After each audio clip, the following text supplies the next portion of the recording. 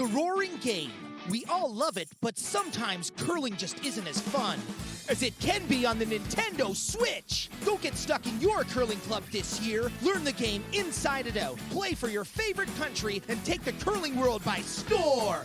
With up to 4 players per console, you can enjoy curling with your friends and family anywhere, anytime. Let's play curling. Available now only on Nintendo Switch. We're for agriculture. For growers, doers, whatever it takers. We're for doing things with purpose. We're for the little guy with big guy dreams. We're for agriculture. We're for you. Nutrien Ag Solutions, leading the field.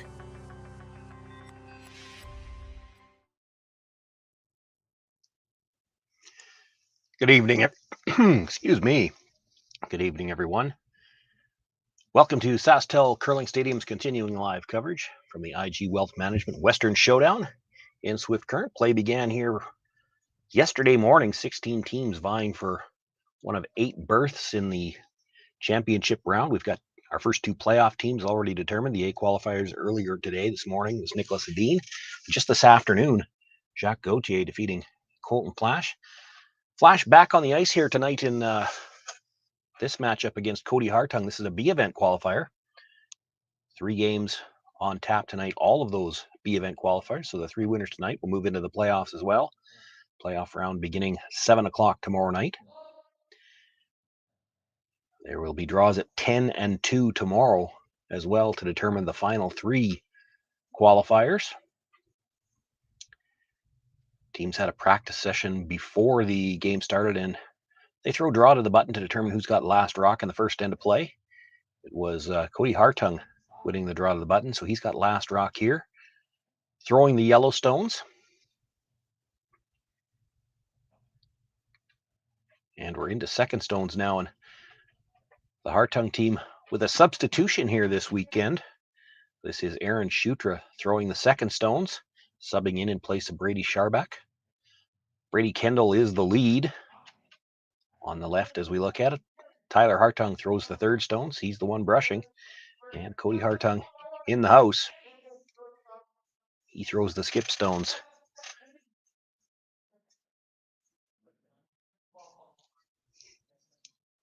Colton Flasch team also playing out of Saskatoon, the defending Saskatchewan Brier champions, and they will certainly be amongst the favorites going into provincials again this year. You've got the twins on the front end. This is the second. Kevin Marsh, Daniel Marsh, the brother, throws the lead stones. Catlin Schneider in the white playing third stones, and Colton Flasch the skip. And they do have both colors uniforms. I had a chance to watch one of the earlier games, and I noticed Catlin was wearing the whites then when everybody else was wearing the blacks. They didn't have necessarily their strongest game this afternoon. They played really well in the earlier game, and already I'm wondering, is this curler superstition where Catlin Schneider had to switch to the whites because he had a better game in the white?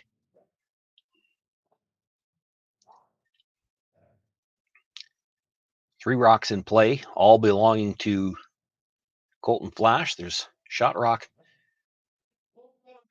corner of the button, and just drove the run back by it. 2 guards. Now one of them yellow, just off the center line. Colton Flasch will look to throw another guard.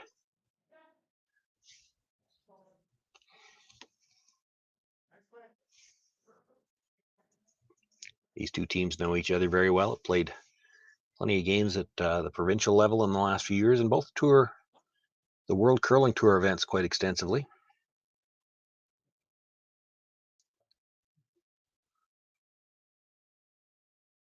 And of course, Aaron Shutra subbing in this weekend for Kody Hartung, longtime teammate of the Marsh brothers, going back to their days in juniors, I believe.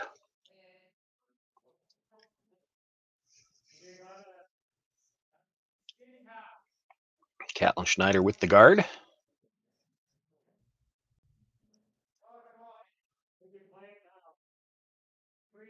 Kody Hartung again looking for the run back, and it's Case of you either make the run back or you roll off.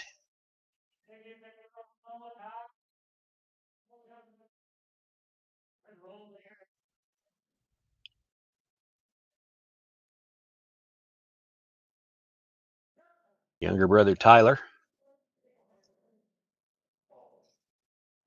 with the hit, drives it back just across that stone, but clips it and enough to drive it out of play. So nothing in the rings now, still 3 guards. Nothing on the center line, but both protecting a piece of the forefoot, or protecting a piece of forefoot on both sides. The double guard, the one tighter to the rings, does belong to Colton Flasch. So opting to come around that one and looking to come around it from the wide side.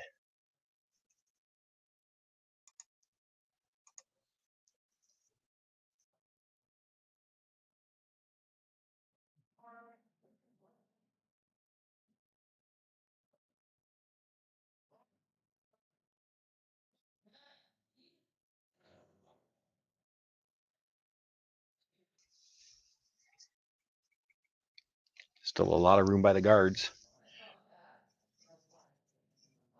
If you've been with us all weekend, you know that these rocks will move big coming into the house as they slow down.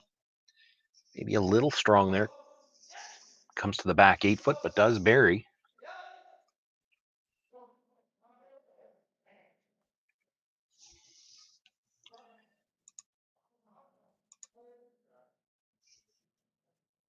Kody looking at trying to come down and first indication was to tap it, but with that ice, thinking maybe just straight freeze.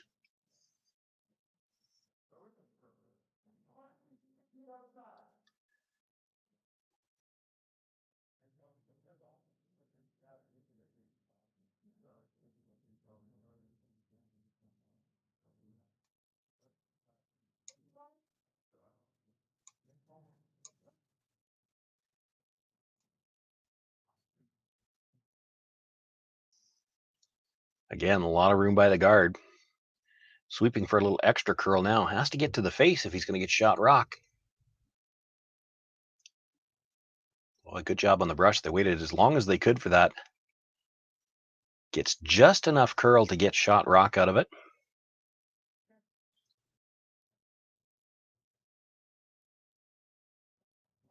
Still, it's right just behind the tee line, so enough room for Colton Flasch to come down, sit on the face just perhaps to the inside corner and get shot rock. Still looking at playing it from the wide side. Talked briefly about coming through the middle.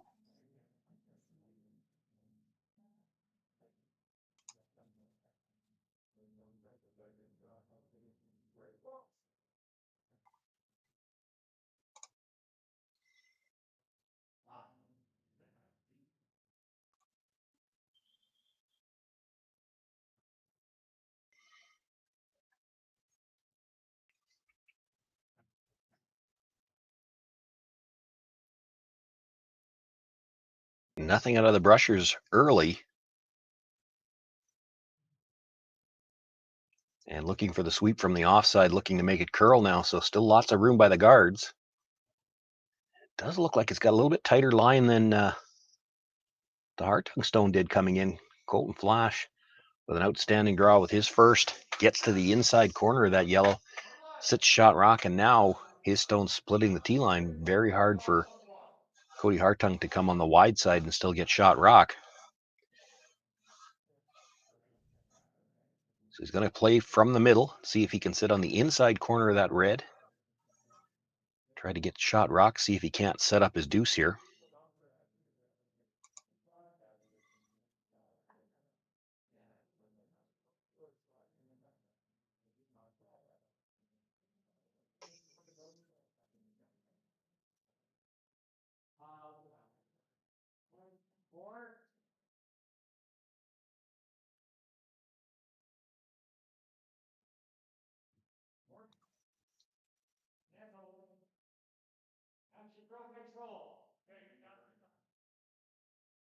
Kody Hartung, his first stone here in the opening end.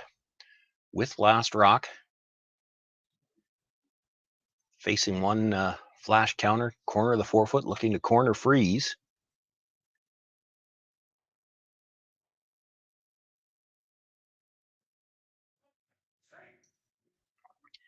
Has to wait for it to get off his own corner guard. Now really starting to move. Brushers had to wait for this. Still has the weight to get into the corner of that forefoot. Sits shot rock.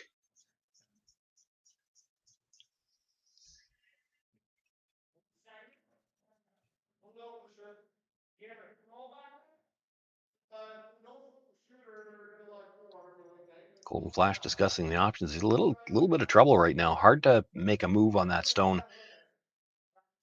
Freezing in front of it, you're not going to be shot rock. If you play to move it, you're apt to touch your own, and you don't have to move it very far before the yellow at the back of the yellow that's behind it could be sitting second shot.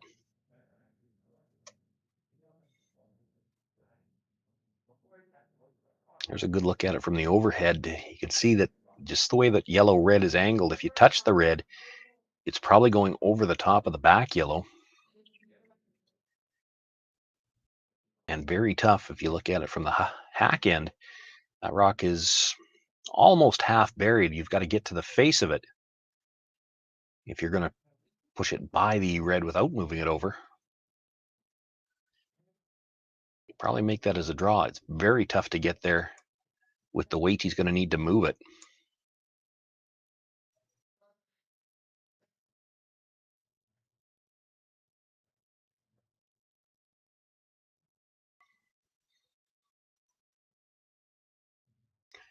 So Colton Flasch with his final stone here in the first end without last rock. Facing one.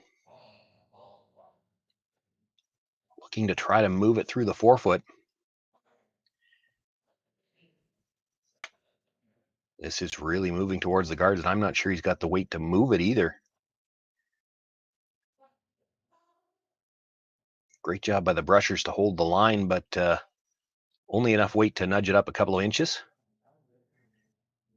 Kody Hartung sitting one, a chance to draw for the deuce. He's going to have to go wide out turn around the corner guard, I would think, unless he thinks he can come through the middle the other way.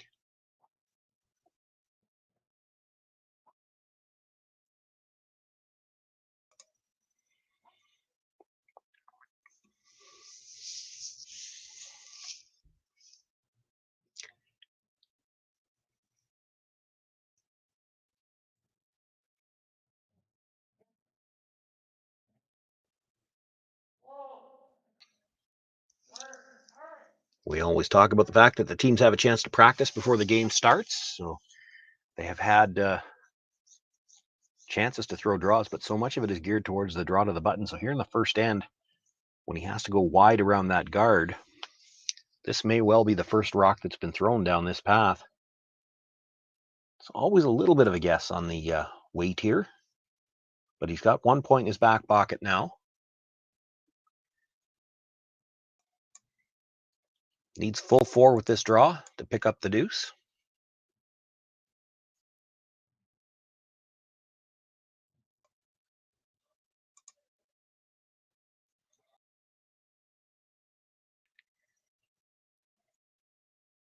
Brusher's picking up the sweep now.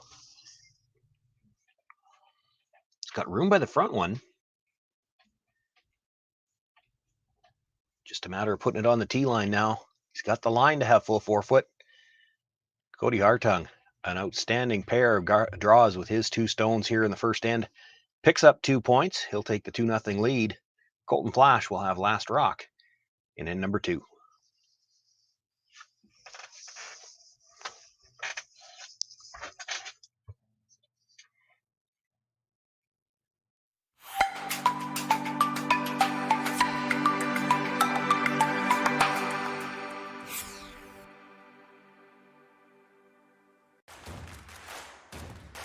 Imagine being able to stream every curling game from every sheet from any event, be it your Wednesday league game, bonspiel, or corporate event. Curling Stadium offers an all-inclusive streaming solution featuring high-quality cameras, ease of use, great reliability, and minimal installation. Offering your sponsors customizable ad space on your streamed curling games and being able to sell video packages to your corporate events for increased revenue.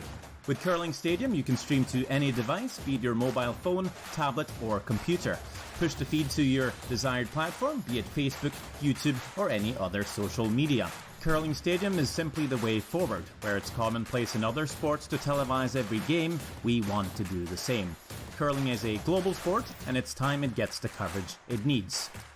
Make your curling club the next Curling Stadium. We asked Saskatchewan what they know about 5G. More speed, more innovation. It's going to make our lives a whole heck of a lot easier. This is what 5G looks like. Better, faster. Sounds like one more G. Sounds pretty good. I don't know what it means. All you really need to know is the future of 5G is here and will continue improving through investments in network technology.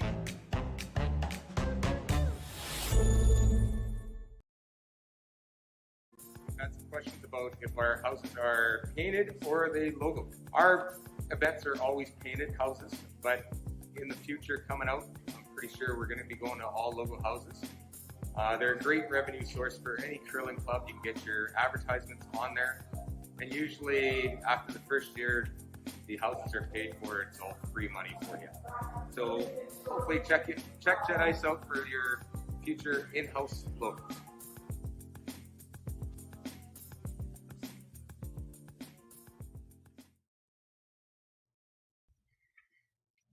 Second end underway with a 2-0 lead. Kody Hartung pulls the first stone into the top of the button. The Flasch team with the corner guard. You then see Brady Kendall put the center guard on shot rock, and now Daniel Marsh being asked to come down to it, sit on the corner of that shot stone.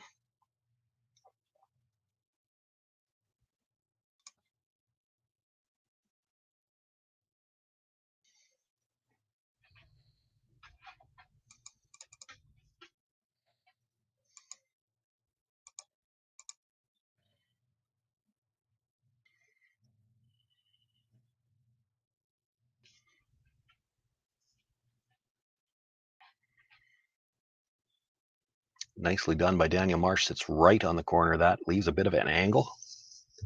Not a lot of room between them. Might even be touching. Hard to tell from the overhead.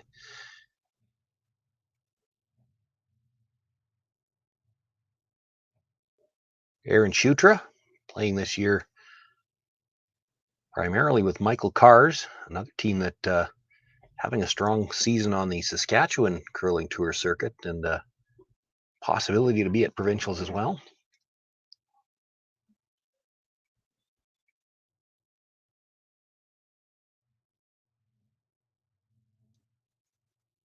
Jumping up to help sweep as Brady Kendall had stepped off the surface for a moment, but you see him there coming back now. Just rubs the guard on the way by. At nice weight, still ends up on the tee line. Looks to be, well, I'm not going to say it's definitely Hartung sitting shot. Hard to say who's second right now.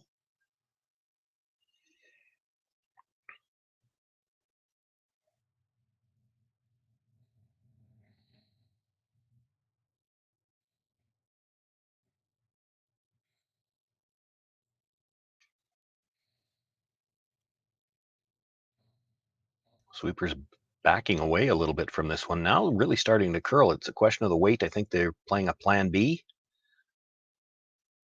Trying to chisel off it, sit in front of the other yellow, and that's a pretty good result. I think the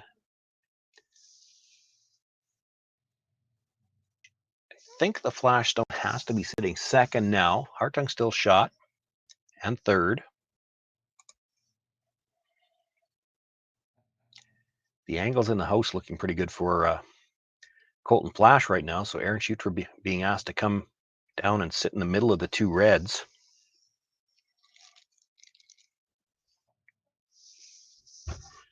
And the rushers pick this one up right away.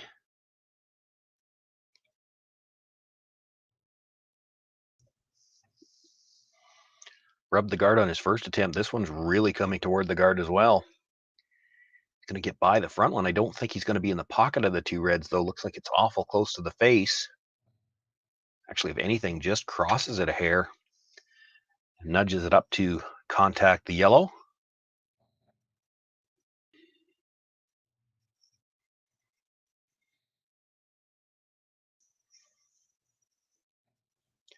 Hartung sitting 1. Flasch is 2nd.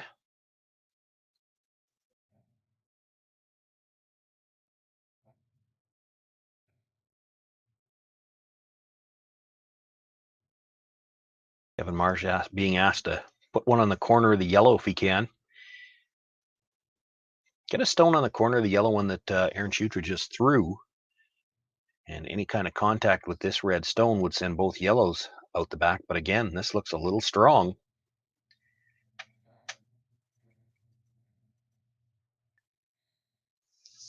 Well, that was an interesting little chisel. The angles still don't look bad for Colton Flasch. Hard for the Hartung team to make any of the reds go away.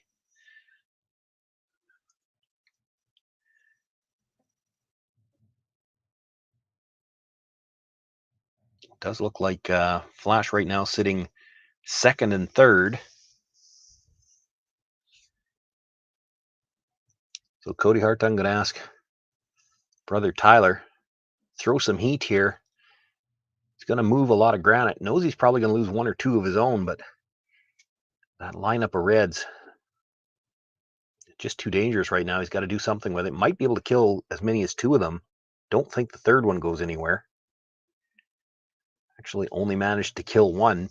The 2 that are remaining there, shot and second shot, are open.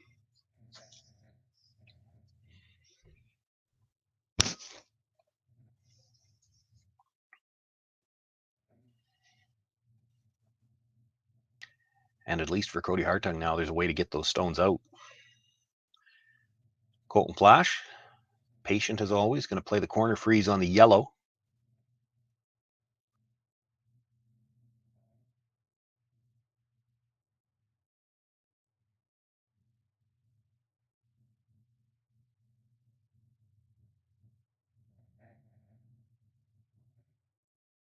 First stone here of the second end for Catlin Schneider.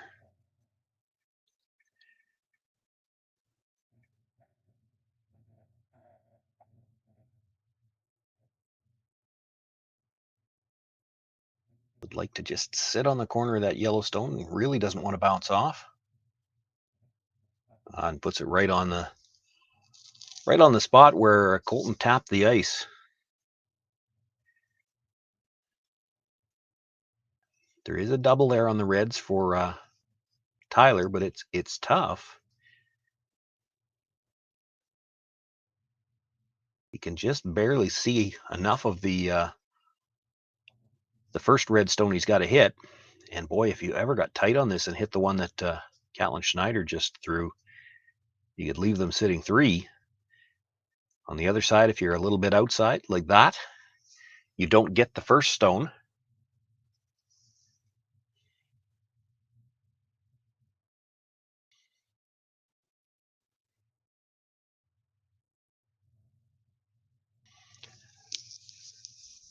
Shooter does stay there, so Hartung sitting 2nd and 3rd. Colton Flasch looking at, can we get just a shade to the inside of the yellow so that we roll the edge of our rock underneath our own at the top of the 8-foot. And it's still, I think the yellow-red in the house are touching. If they're not touching, it's very close. So that red stone at the top of the button should still move over just a little bit.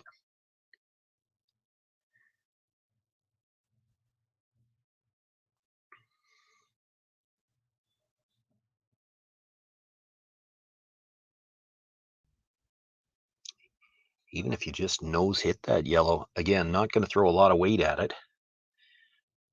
They just want to rub the red stone over a little bit.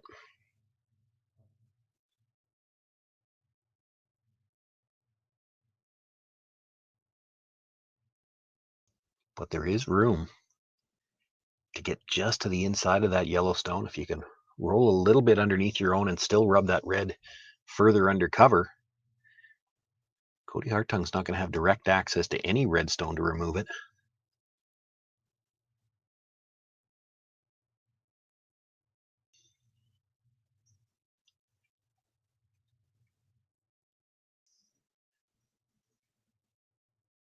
The only downside, if you want to call it that, to a shot like this is if you do happen to over curl and catch your own at the top of the 8-foot with the weight you're throwing, it's not going to have enough weight to kill the Yellowstone that's behind it.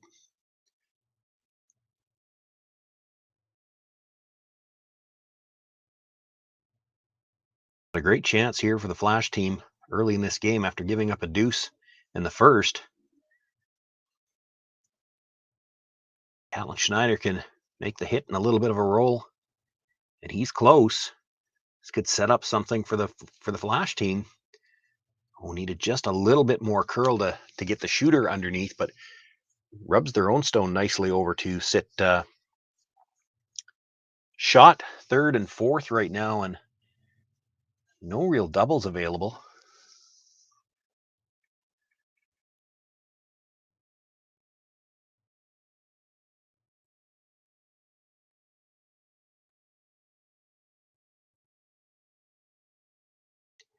Does have a path he could get at shot rock, but hard to hold his shooter.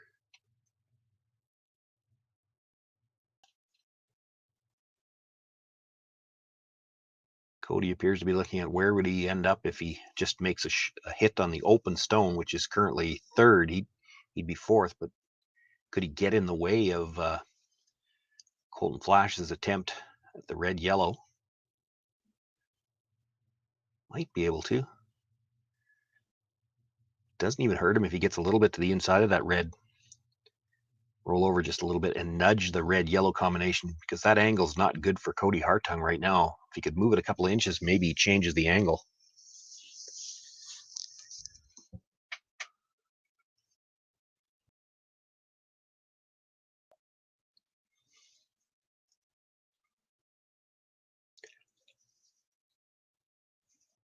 Looks like that's the call anyway. Hitting the one stone that they have direct access to the nose of it anyway.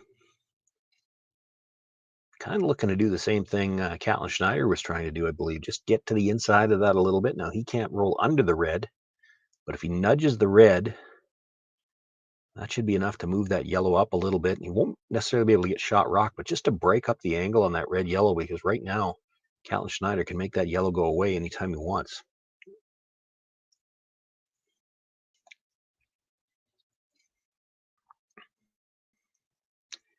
Makes the hit, but actually a little bit on the outside. Still leaves, I guess we're on to Colton Flasch's rocks now, still leaves Colton Flasch room to get at the red-yellow combination. Certainly has room to sit 2. If you wanted to sit 3 right now, you probably have to throw it with enough weight that your shooter comes across and kills the one that, so hit it just off the center and have your shooter kill the one that Kody Hartung just threw. Now you'll leave a double. The scary thing is, would you leave it? Is there a chance you could leave a triple? And it's hard to know exactly how those rocks are going to splash.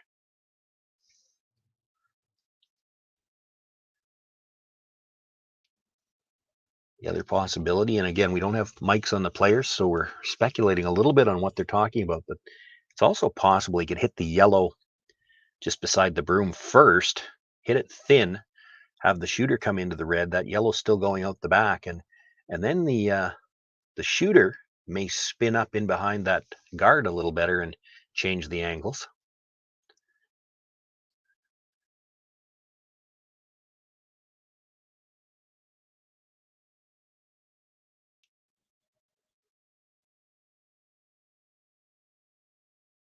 Colton Flasch trailing by 2, his first stone here of this second end. Chance to sit 3 off this. Clips the yellow, comes across, catches the other one, and the shooter does spin up. So sits 3 for the time being. There is a double. Kody Hartung has a chance. He could play the out slightly on the outside of the stone in the 8-foot, drive it at the stone in the back 4. But even if he makes that double, his shooter's got to roll open. Colton Flasch going to have an opportunity for at least 2 here. And that's assuming Kody Hartung makes the double. If he doesn't make the double, it's a chance for 3.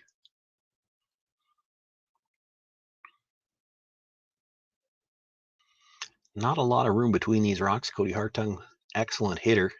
You have to expect he's going to be close here. Can't imagine he doesn't make contact with the second one. I guess the concern you'd have, you don't want to jam it.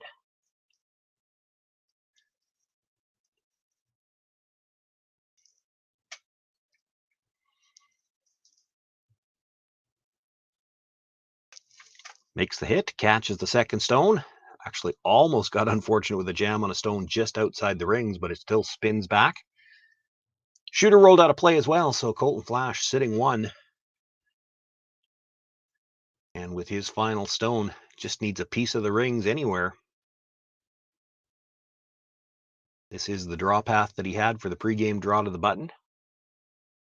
He had 4-foot in it, just wasn't quite good enough to get last rock in the first end, but he'd take that same shot right now to tie the game up.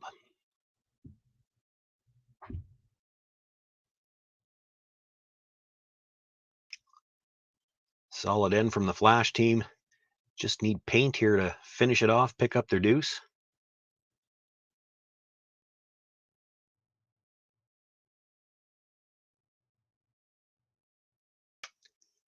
Picked up the brush early, but really not going full steam, just a firm clean most of the way down.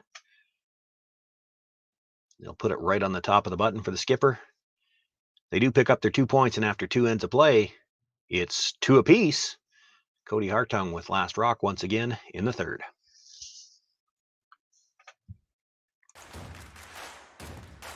Imagine being able to stream every curling game from every sheet from any event, be it your Wednesday league game, bonspiel, or corporate event. Curling Stadium offers an all-inclusive streaming solution featuring high-quality cameras, ease of use, great reliability, and minimal installation.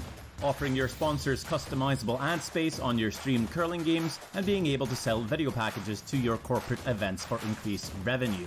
With Curling Stadium, you can stream to any device, be it your mobile phone, tablet, or computer. Push the feed to your desired platform, be it Facebook, YouTube, or any other social media. Curling Stadium is simply the way forward. Where it's commonplace in other sports to televise every game, we want to do the same. Curling is a global sport, and it's time it gets the coverage it needs. Make your curling club the next Curling Stadium.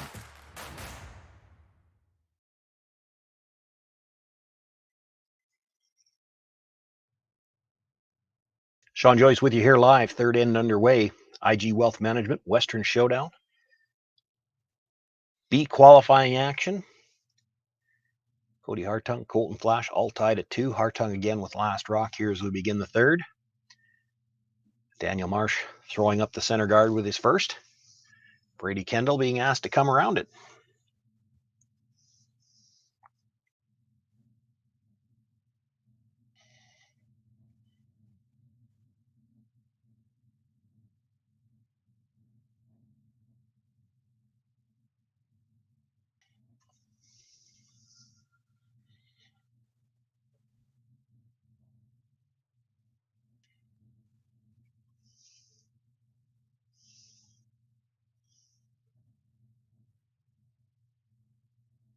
Lots of room by the guards, so sweeping from the offside, coming in, trying to bury as much as they can. Gets probably a quarter underneath the guard.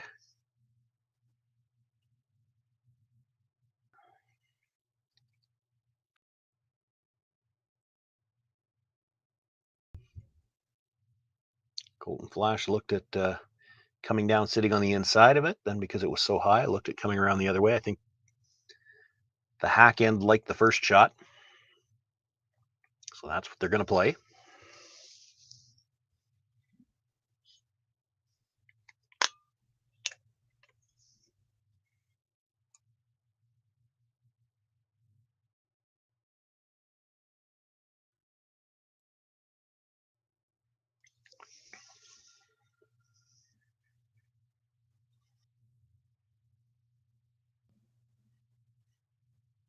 Puts it right on the face of that yellow stone.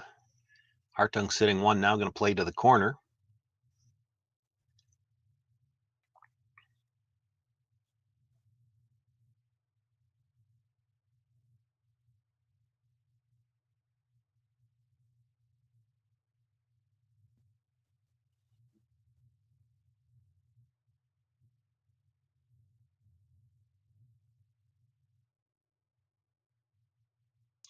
Brushers were on this one early as well.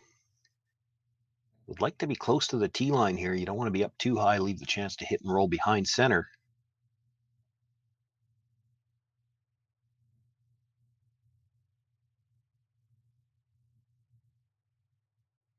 Nice job by the Brushers. You get that close to the tee line now. If the Flasch team is able to make the roll all the way back to the center line, they're probably behind the tee.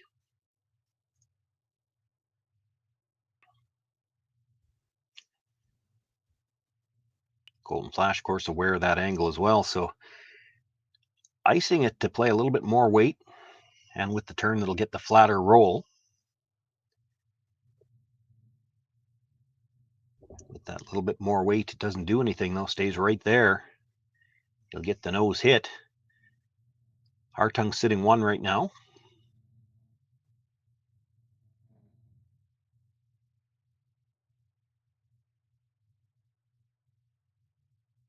And they'll look to hit and try to stay right there. They'd like to keep the play away from center for now.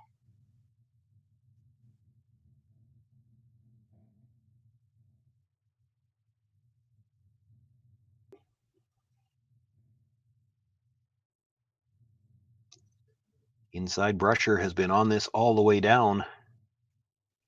Good job on the brush by Brady. Kendall holds the line, stays right there. Hartung sitting 2.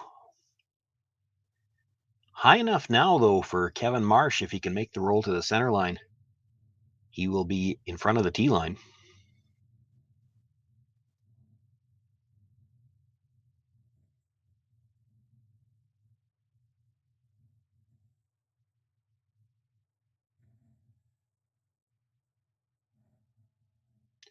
Looking for the roll, but they don't want to roll all the way out. He's got to make contact with this stone. He'll rub it enough to remove the stone from play, but his shooter rolls all the way across and out the back as well.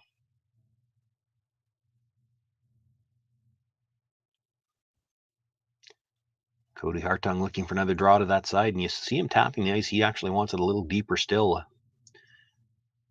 Rocks width probably behind the tee line would be good.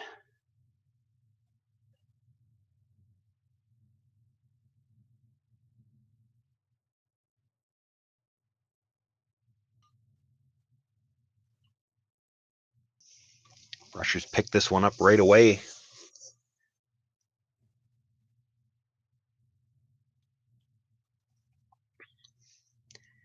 Can be a little bit interesting when you're trying to draw the back of the tee. It's just not something that's in your normal mindset. So Brushers were on it to get it as deep as they could. Once again, it's going to be about a rock's width in front of the tee line.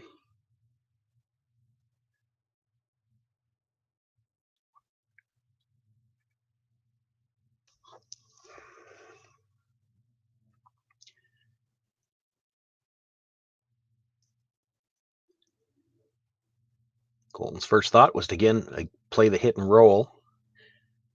He looked at the red-yellow combination in the middle. He can play that anytime he'd like. He's not going to get shot rock off of it.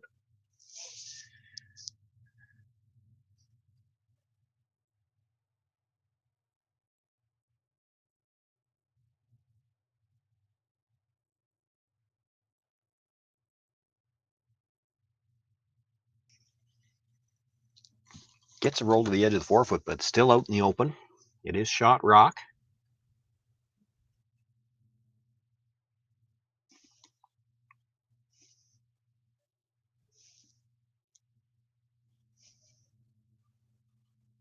Kody Hartung asking Tyler now to roll back to the open side.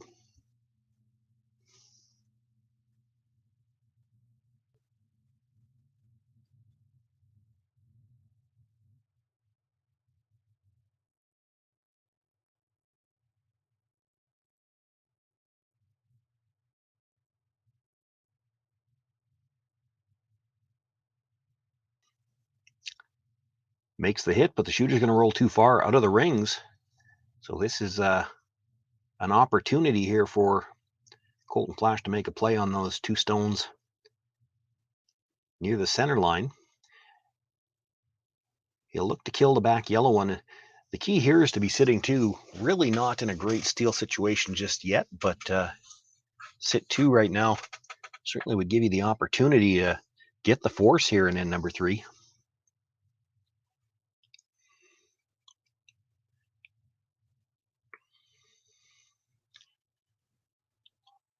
On the brush right out of the hand for Catlin Schneider. As soon as you buy the front one, they'll switch up the sides, trying to get that last little bit of curl. Makes the hit, kills the yellow. Shooter does roll over, and there's probably a double available.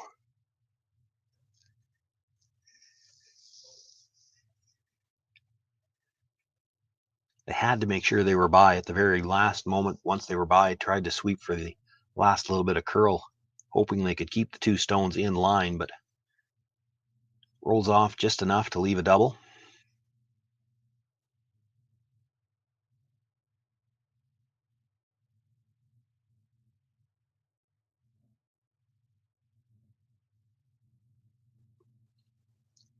Stone right behind the broom, just a little bit higher. You're probably going to hit it first. Ideally, even if you could hit the other one first, it'll kick this one out the side, but you can't see all of the other rock.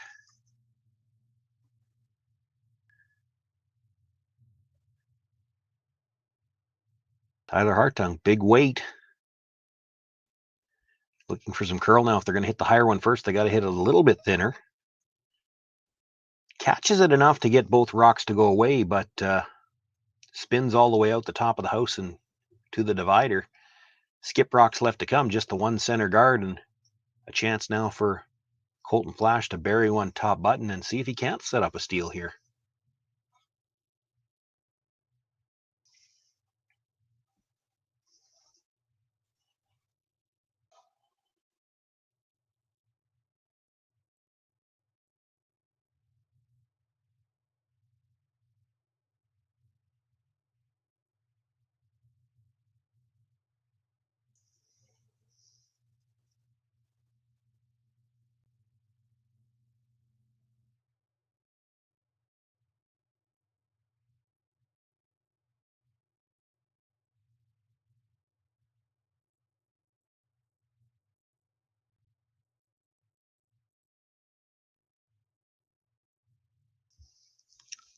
Once again, they were on the brush early.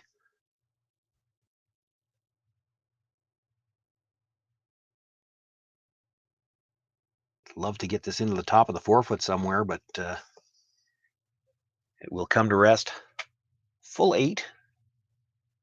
Maybe a sliver still exposed.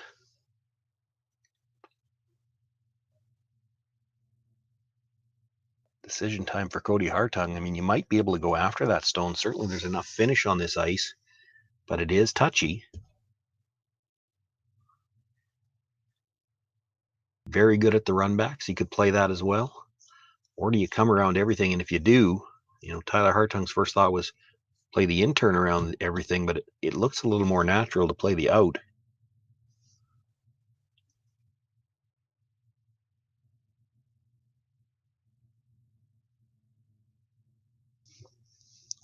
The out turn draw is what Kody Hartung played twice in the first end, although neither one of them would have been down this exact same path.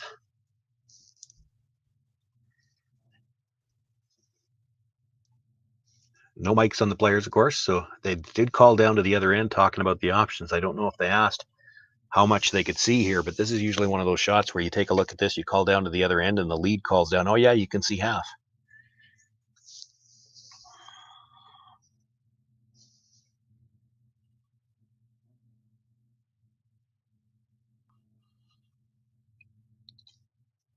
It can't look great from the hacks. You can't see a lot of it, but by this point in the weekend, they've played 3-4 games, depending the path they've had to go through to get here, and they know that these rocks finish hard. If you can see a sliver of it, you can probably hit half.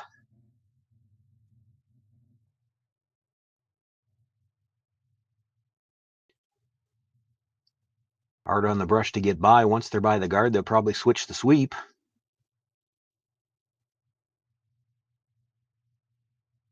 Takes the hit and hits enough of it to keep his shooter in play.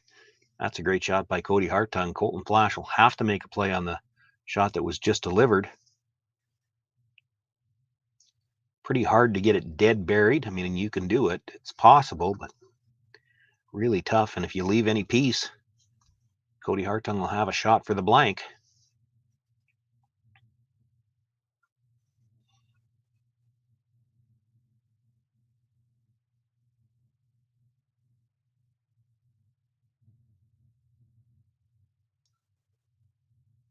Colton Flasch, knowing there's going to be a shot there for the blank, likely to play pretty aggressively for the roll here. He's got big weight. Can hit this fairly full and still get a big roll. Callan Schneider ready with the brush. They will get a piece in behind cover, but Kody Hartung can see a little more now than he could on the last attempt. Certainly more than he needs to hit to make the blank.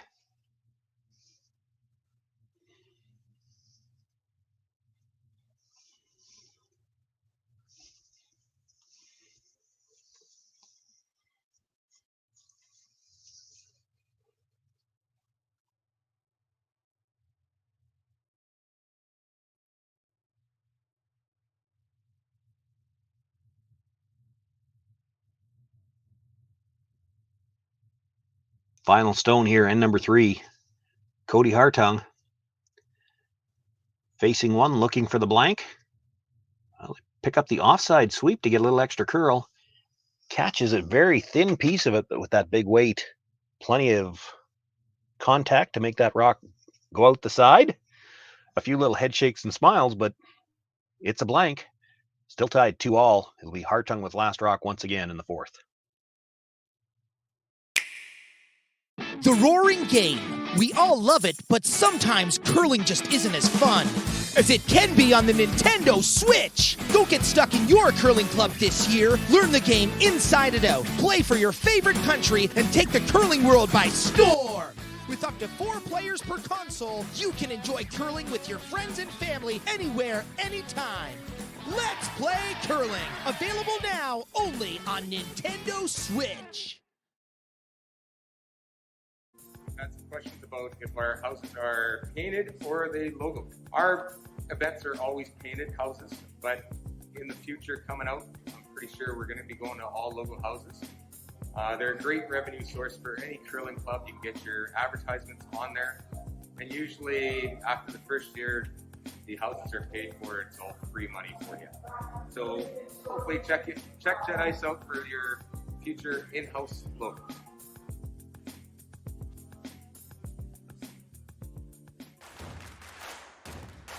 Imagine being able to stream every curling game from every sheet from any event, be it your Wednesday league game, bonspiel, or corporate event.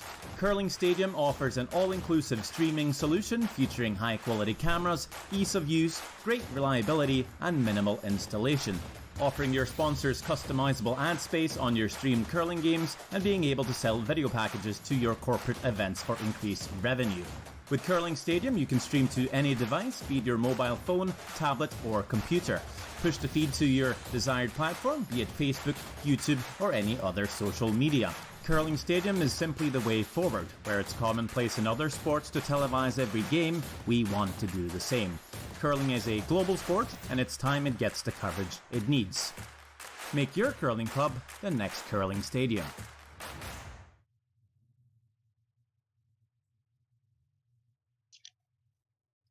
First stone here, the 4th end. Colton Flasch asking Daniel Marsh for the tight center guard. Kody Hartung will ask Brady Kendall to come around it.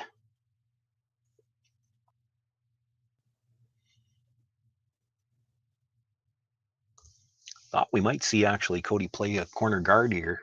You do see teams with last rock in the even ends, sometimes a little bit more willing to play aggressively to try to score their deuce.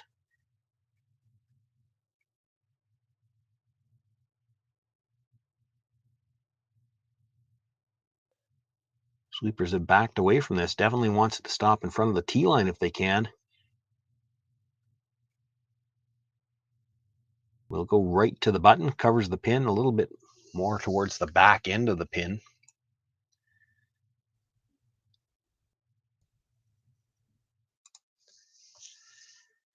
Daniel Marsh will try to follow that down, sit right on the face of it.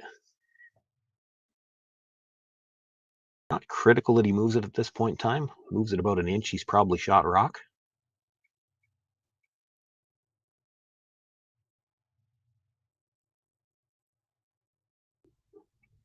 Brusher's really having to work for the line on this one, starting to curl hard. He's going to curl by it just a hair. Oh, no. Boy, I thought the way that was finishing up, he might have been, well, if he's right to the button, he's probably right at the face, but leaves himself a bit of an angle.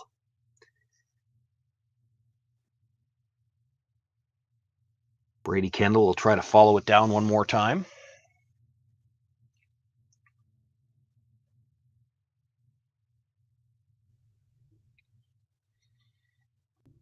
It's always fun to watch these teams try to jockey for position in the house. Looking for an angle. Everybody wants one good angle, and then once you've got it, you can play runbacks anytime you feel like.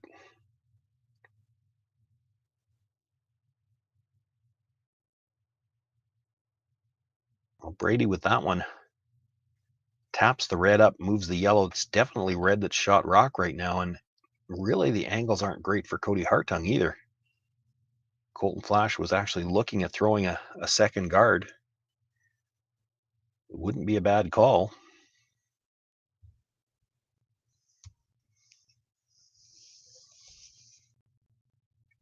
I think what convinced him to come in, though, is you don't want Kody Hartung to have the chance to come in next and have two yellows in a line in front of your red.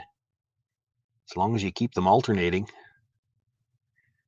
When the angles are played, Kody Hartung probably can't sit any more than one.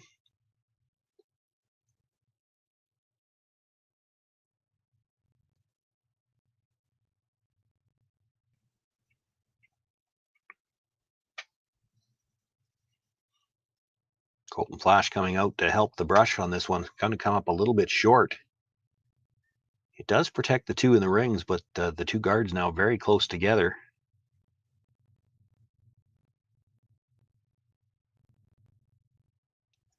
Kody Hartung looking at the double peel. Might be able to keep the shooter around for a corner guard as well. Needs to hit the first one just a little bit on the high side. Aaron Shutra. Out turn for the lefty.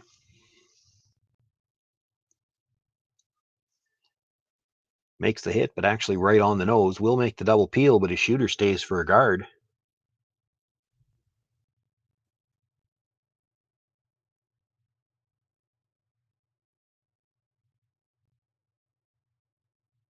And again, Colton Flasch looking at the two choices are come right in or throw a really high guard in line with that yellow.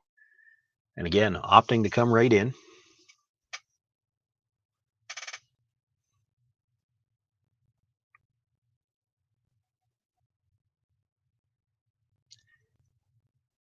Kevin Marsh a little light on his last one now. That one looked like he might have been a little in-out on the release. Starting to curl now. I think he's okay.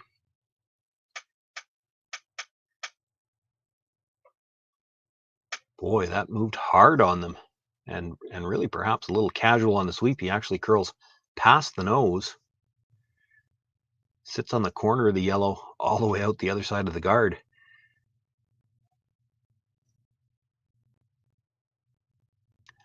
The nice thing for Colton Flasch is he's left himself angle where he actually could remove that yellow if he needed to.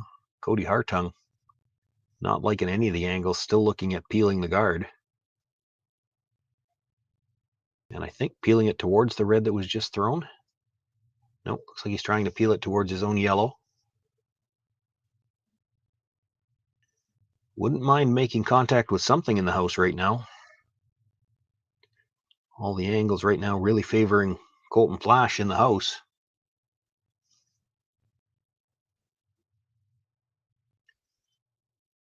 Makes the peel, leaves the shooter for a corner guard, but drives the raise stone by everything in the house.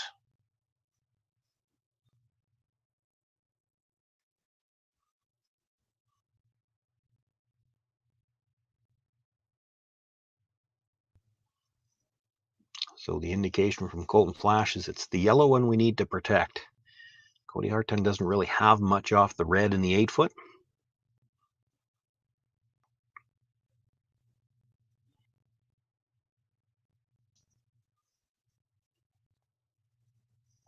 Right now, to get that red off the top of the button, Probably going to take 2 shots for Kody Hartung. He needs to jam the yellow onto the red, kill the back yellow.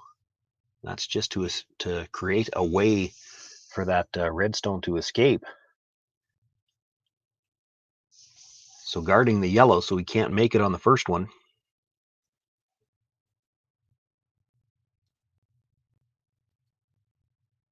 He's got access to the redstone, but all he can really do with that is kill his own yellow. If you're going to try to play it as a run through now, you're running a redstone back, and to make the shot you need to make, you're running it pretty much straight back. You're going to leave the shooter as a guard and might leave the raise stone in the rings as well.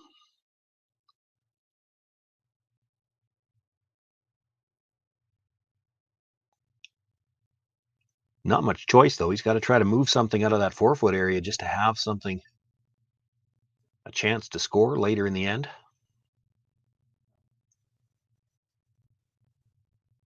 Tyler Hartung, another run back attempt.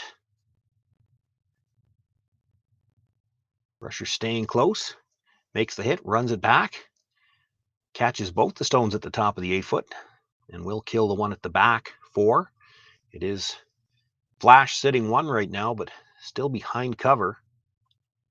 Shooter had to stay right there. There was no other way to make contact in the rocks in the rings. Flasch looking to bring another one right into the top of that yellow stone. Callan Schneider on the intern now.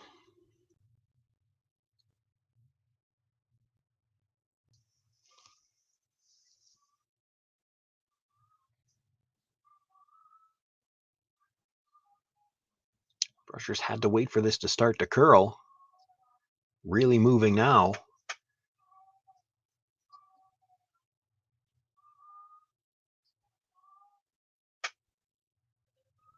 Had to wait at the halfway point for that to start to curl. They needed to get a piece under the cover, and comes to rest maybe a quarter under the guard, just biting the top of the 8-foot. Enough that it takes away the yellow run back onto second shot stone. You could probably play the one that Catlin just delivered. Slightly over the top on the yellow. Yellow onto red. You might be able to kill both yellows. Hard to keep the shooter, likely.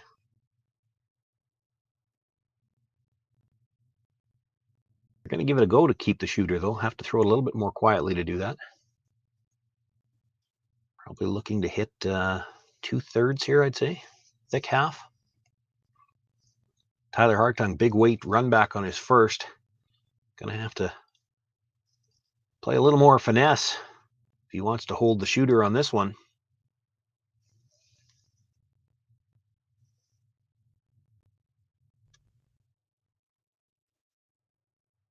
Rush has been off and on now, looking for that last little bit of curl. Makes contact, but drives it by the top of the yellow and its 4-foot. The shooter will roll out of play.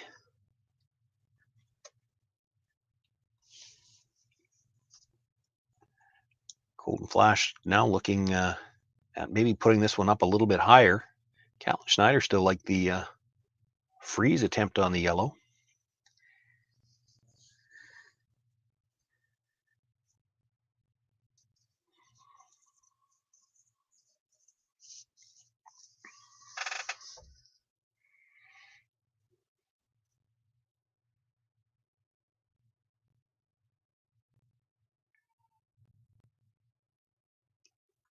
Discussed a number of different options. It does look like they have decided to come right into the rings.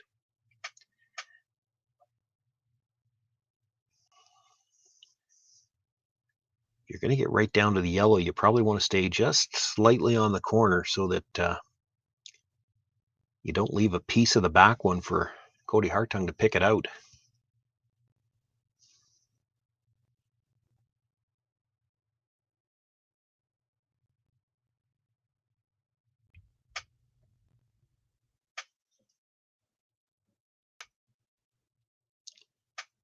Brusher's just cleaning early. Looks like they're waiting for the line call. It's usually a sign the weight's close.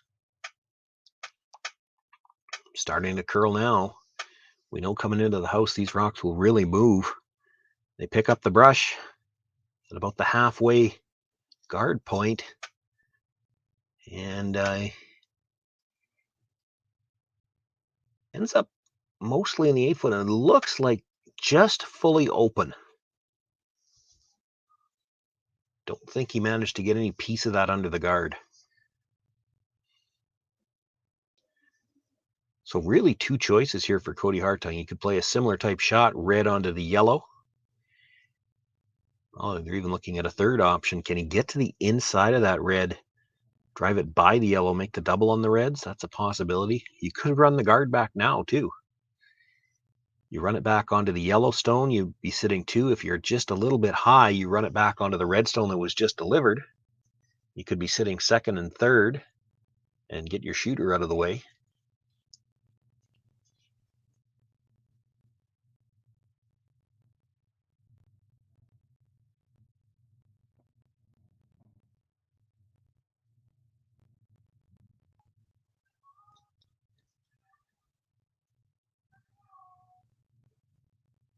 I think they've discussed all the options. Now, really, it comes down to which one does Kody want to throw.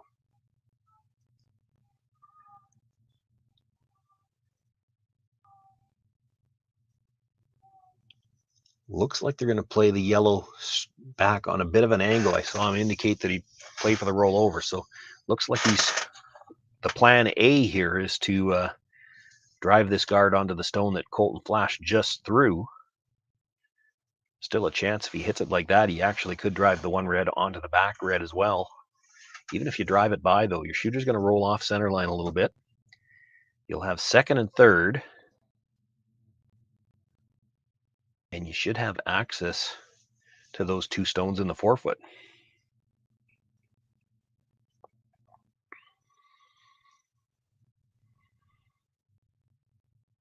Kody Hartung with his first stone here, tied up as we play the 4th. Looking for the run back. Makes the run. Catches that one a little bit thin and rolls the raised stone out as well. But now you can see that yellow-red combination in the middle is exposed. And if Colton Flasch simply guards it, Kody Hartung still has that rock to run back.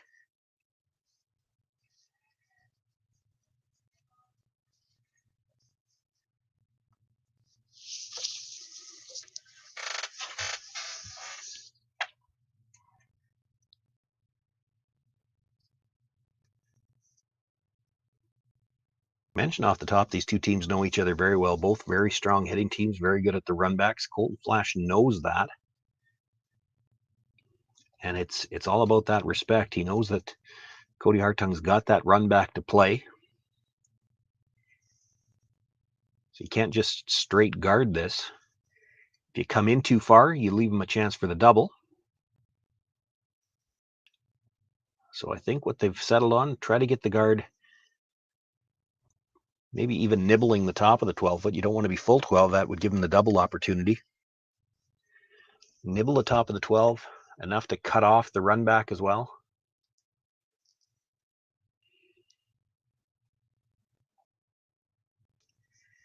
The guard is not just an area play against a team that can play run backs like this Hartung team can.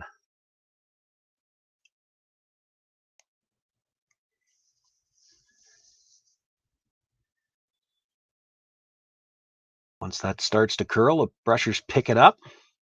They want to get tight to the rings here, have to get under the yellow enough to take away the run back. I don't know that they're going to take the run back away. He does take away the direct path.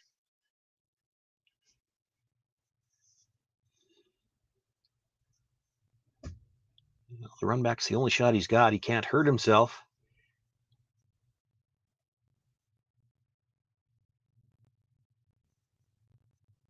Didn't see a lot of discussion. Of course, that's not an uncommon thing. The Hartung brothers know each other so well. The question I would have here is just how hard does he want to throw this? I would think he's going to throw this a little quieter than he threw the last one. Well, I would have thought that until they put the broom down.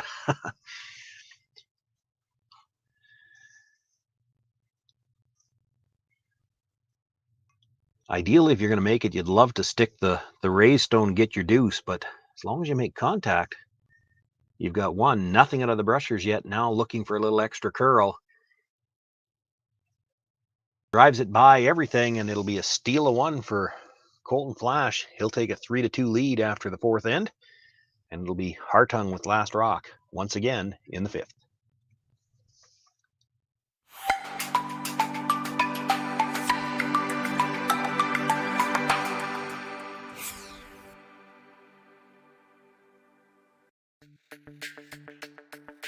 We're for agriculture, for growers, doers, whatever it takers.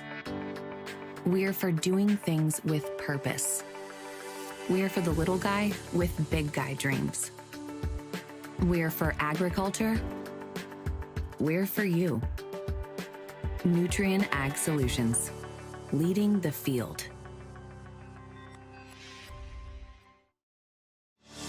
Saskatchewan, you know SaskTel because we're everywhere. Because being everywhere keeps us connected to you.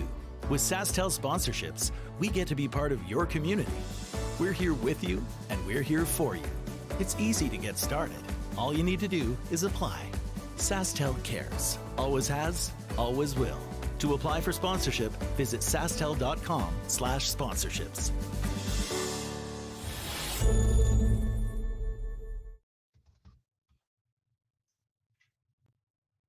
Steal of one for Colton Flasch in the fourth end, gives them the 1-point lead as we begin play in the fifth end here. And again, Daniel Marsh being asked to throw the center guard. Kody Hartung asking Brady Kendall again to come around it.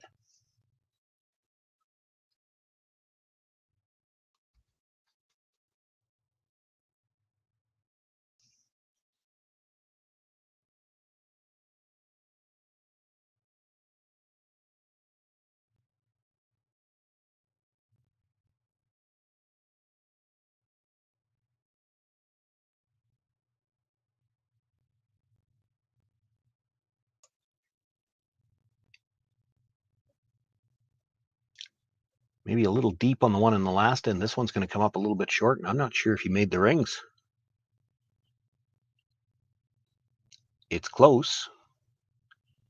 They're wondering about the biter stick, which to me means that Colton Flasch thinking about playing the red onto the yellow. I don't think he'd ever try to pick it out clean. I think he'd want to keep two rocks in play. So if he's thinking about hitting the yellow, I think probably going to play the red onto the yellow. But this is the one situation in the free guard zone rule where you're allowed to measure during an end. If Kody was simply going to agree that it was in, you could just hit it.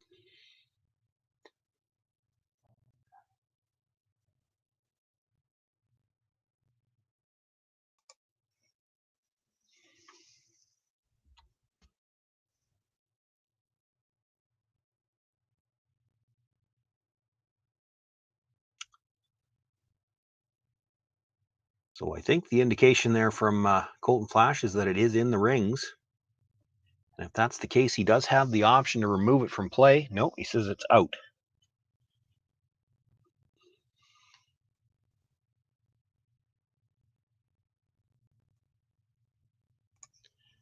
So Daniel Marsh being asked to come around from the intern side.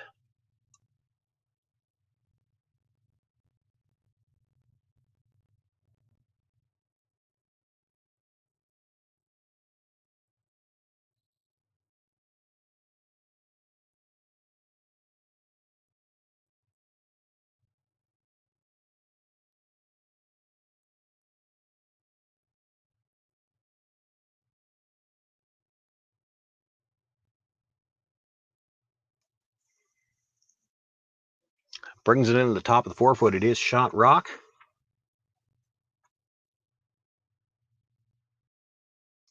Brady Kendall now being asked to follow it down, sit on the corner of it.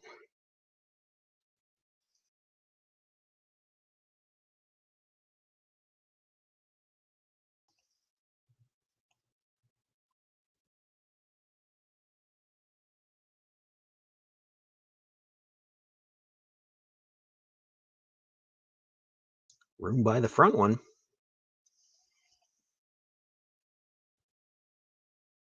Comes down, does sit right on the face of that red stone, moves it up maybe an inch or two.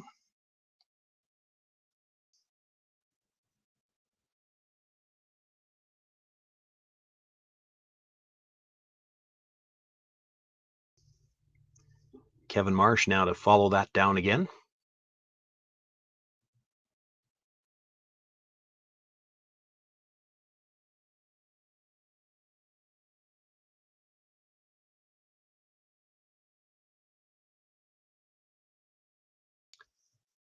Looked like Daniel wanted to get a brush down right away, and they maybe called it off, so this might be a little bit on the outside. Now starting to curl. When it does, they pick up the brush, but Daniel Marsh swinging around to the other side anyway, still looking for some extra curl.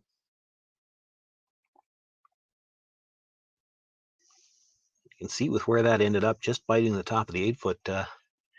Dan knew what he was talking about. They needed to brush a little bit for weight, but they had to wait for the line. Needed to get a piece of that at least under cover. Ends up in a pretty good spot.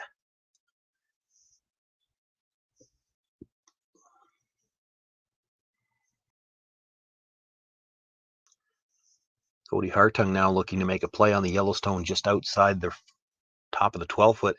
Angle it onto the stone that was just thrown.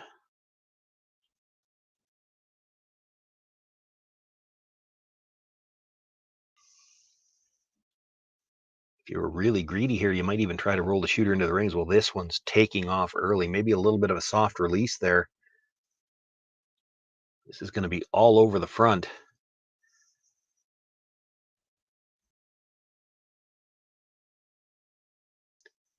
Quiet weight saves him a little bit in that he doesn't kill his own stone, but promoted it to a bad spot because there's probably a double available on the yellows, and then it might be 3 reds in a line all behind cover.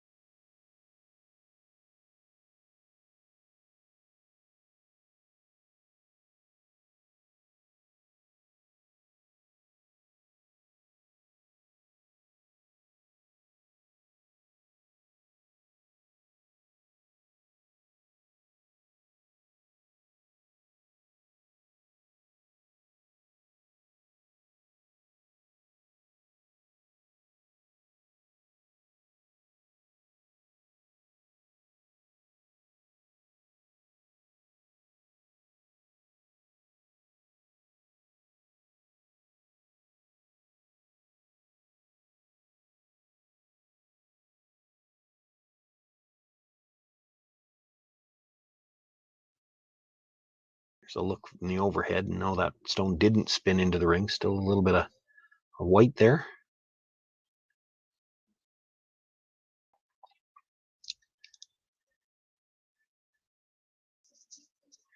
You play the run back, you're only playing to kill one. You can't make the double, but you could sit shot rock.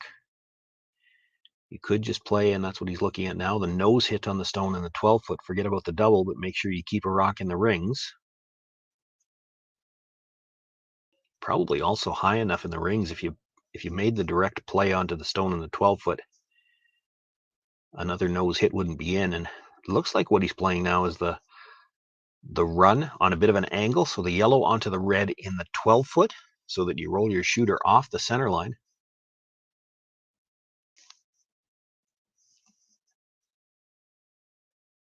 Tyler Hartung. Still fairly big weight on this run. He'd like to hold the run back stone if he could. Makes the hit, clips it, but with that big weight, rolls the raised stone all the way across and out of play. Does get the guard off the center line.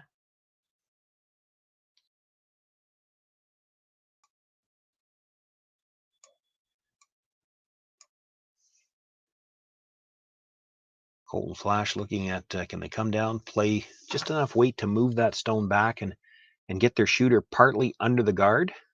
Well, now looking at, do we do it and move it big? Move it back 8 and try to get the shooter all the way under? The other option, you just try to move it a couple of feet and roll about half under the guard, kind of Christmas tree them.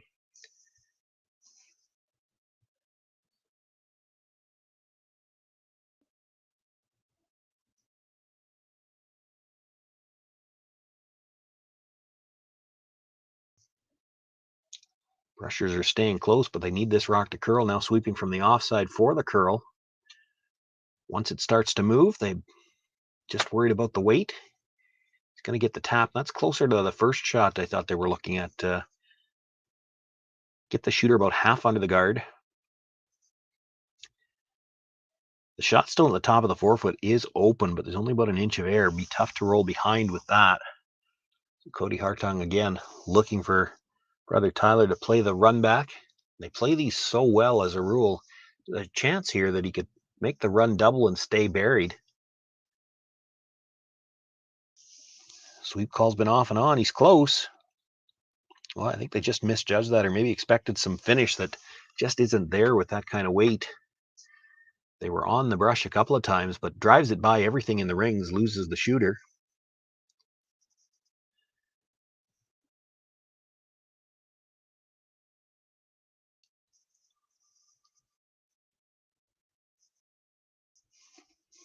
If you're Colton Flasch right now, the biggest thing you've got to worry about is how do we not let him have the chance for the blank? There is a double available right now on the 2 reds if you don't throw. If you guard the high one, he's still got the option to make a play on the shot stone.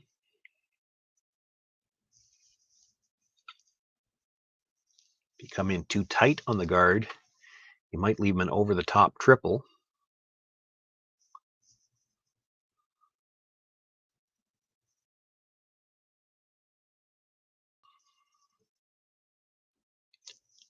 I think you have to play some kind of guard there because not only is there a double there, but it's probably a double and roll behind the corner.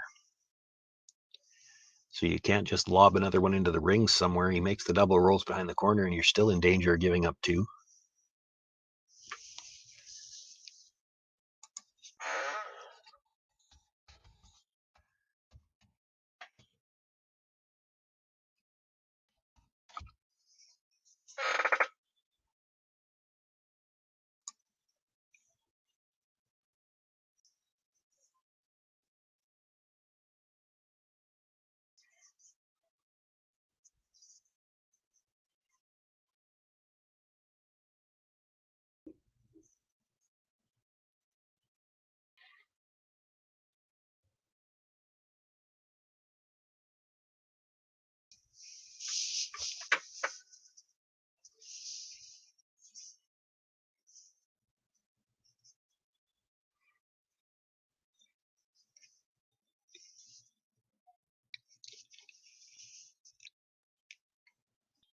I do the best I can, ladies and gentlemen, but sometimes I'm not even sure that the conversation in that last little bit of it, it's without the mics on the players, it can sometimes be hard to know what it is that they're looking at. I'm sure it's all about what's left for Kody Hartung as far as angles. So all the discussion here is about just where exactly do you want to put this guard for line. It's not even the depth necessarily as much as just exactly where do you want this to line up. There's 2 rocks in the house. You can't dead guard both of them. So he's pretty much dead guarded the higher one. That's the one that there would be a double available off of. Kody Hartung does have direct access to shot stone now, but there's only about an inch of air. Hard to roll under cover with that.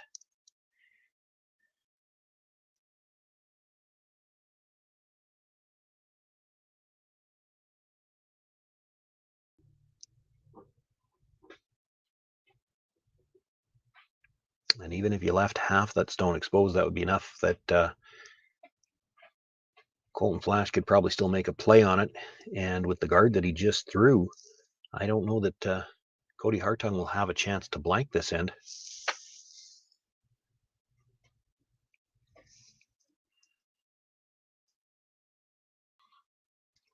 That ice looks like they're going to throw this fairly quietly. They'll be looking to have some movement on this stone as it comes into the house and see if they can get across it enough to maybe bury half or better. As soon as they're sure it's by, they'll switch the sweep to the offside, looking for some extra curl. Gets the hit, but really doesn't roll anything underneath at all. Colton Flasch now with his final stone will have a chance to make the hit on that stone. I think if he hits on the nose, Kody Hartung could nose it again and be shot rock. So they're going to look to roll towards the corner, perhaps force Kody Hartung into a decision. Do you want to draw or do you want to hit? These are always the fun ones to see. It would be nice to hear the teams explain it as well. There's always that cutoff point when you're playing a roll like this. If we roll full 8 foot, he's still going to hit it. If we roll 6 inches farther, does he draw? And you're always trying to find that cutoff point. Where do you roll? Where's the exact spot you want to put it so that you can put 2 shots into Kody Hartung's mind? Because anytime you can create that little bit of doubt, sometimes that's what you need to get the mistake. In the end, Colton Flasch a little thin on the contact. His shooter rolls all the way out of play. But because of how well he made the guard on the first one, no opportunity for the blank for Kody Hartung.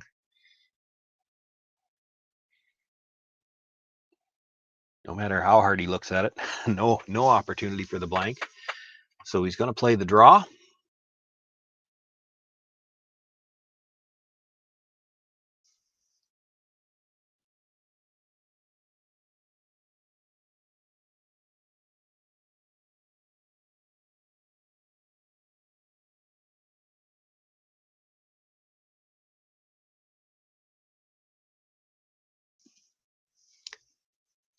Final stone for Kody Hartung here in the 5th end, trailing by 1, facing 1.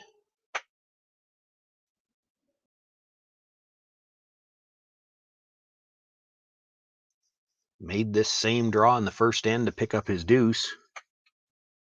Put it right on the button in the first end. Just needs full 8 foot here. Brusher's bringing it all the way in, and they will bring it full 8, almost biting the 4. Put the single point on the board for Kody Hartung. We're tied up once again, and it will be Colton Flasch with last rock when we come back for the 6th.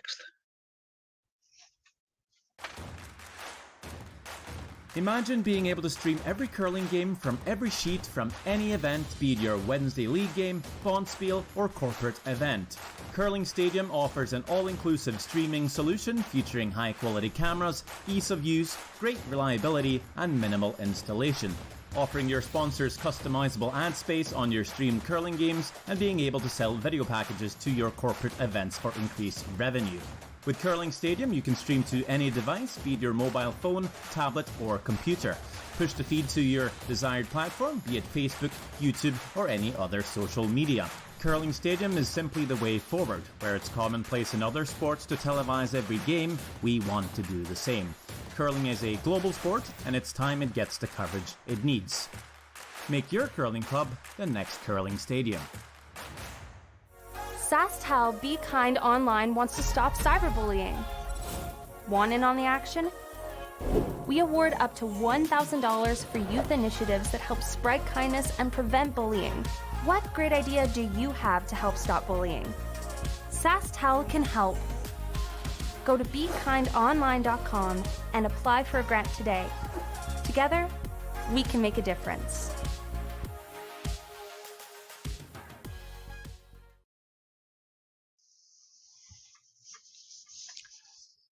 Sean Joyce with you here live from Swift Current, the IG Wealth Management Western Showdown. B-event qualifiers across 3 sheets here on Saturday evening. 2 teams already through. 3 more will be determined tonight to the playoffs beginning 7 o'clock tomorrow night. And the final 3 playoff teams will be determined at 2 o'clock tomorrow afternoon. There is a draw at 10 a.m. as well.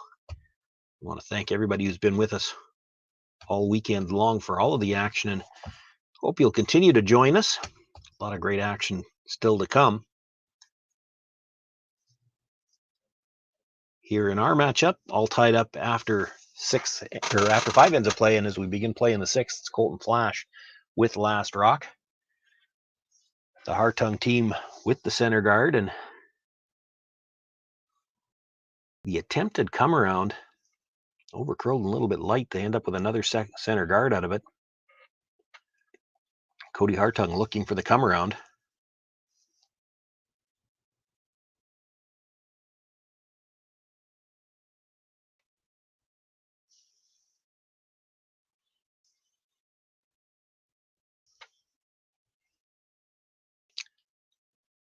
Brady Kendall puts it on the top of the button.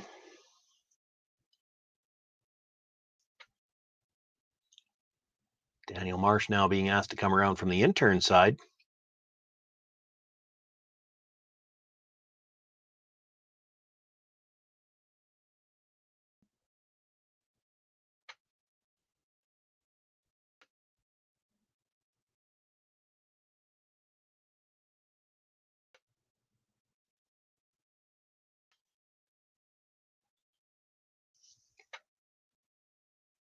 With enough weight to tap it, but not able to get it all the way through the rings, it hangs on the back of the 12-foot.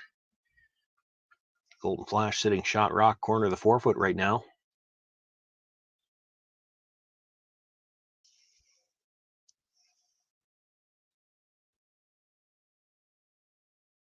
And Aaron Schutra looking to come around and put another one in behind cover. Try to get shot rock right now. They'll ignore that flash stone on the edge of the 4-foot.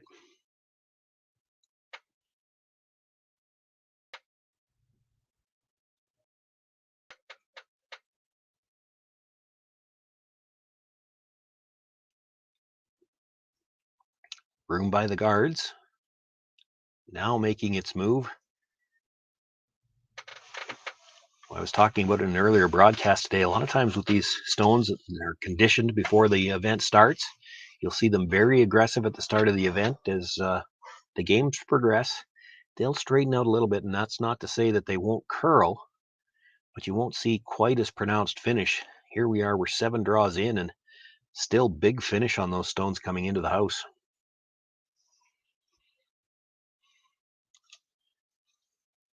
Kevin Marsh being asked to clean things up on that center line a little bit. Makes the double peel, but his shooter will stay right there. So still 1 guard. The stone at the top of the 8-foot is partially exposed now.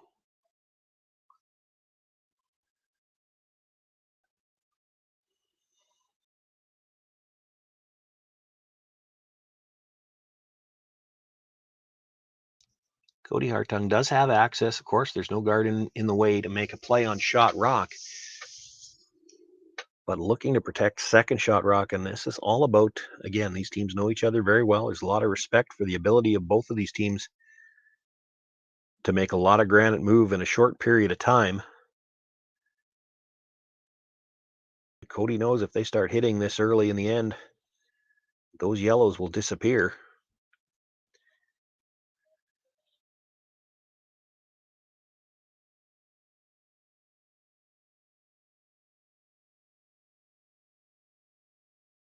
It makes for some interesting curling to watch. Teams have to take a few more chances when you know that the opposition can remove your rocks 2 or 3 at a time.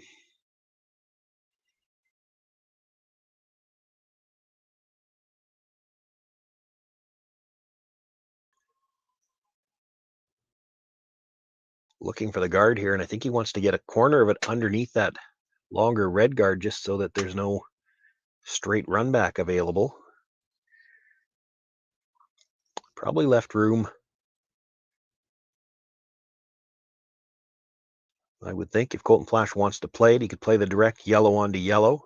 I think his first thought was to play the red over the top. That's a good call too. But I think he settles on the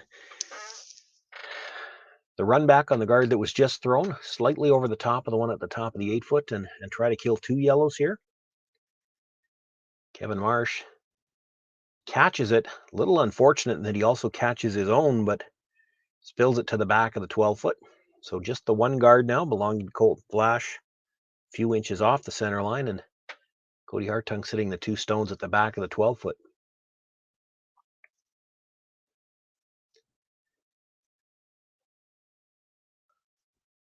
Flasch with last rock here as we play in the 6th. Probably not looking for a blank. He'd like the chance to score 2, but wanted the chance to score the 2 without taking too much risk here. And now that he's definitely going to have the entire intern side of the sheet, you may see him try to set up his deuce now.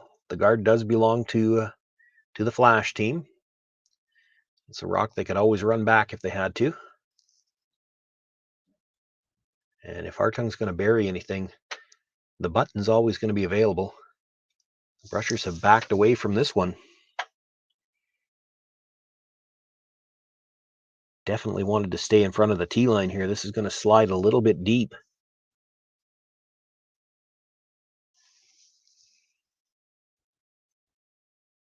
Well, that gives an opportunity to the Flasch team to start to set up a deuce here.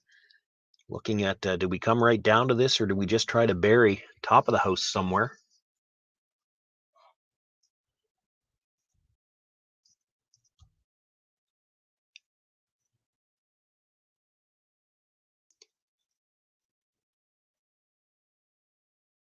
Looks like they're going to try to come down to the backstone, and maybe with that ice looking to come down with enough weight to move it back.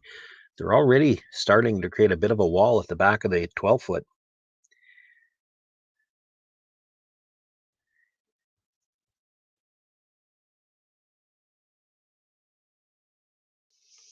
Callan Schneider got lots of room by the guard, so they're sweeping from the offside now, trying to get a little extra curl. Really moving as it comes into the house. Wow, with that weight, you look at how much he got by the guard by, and he gets to the nose, pushes it by the 2 stones in the back. Flasch sitting shot rock, back 4.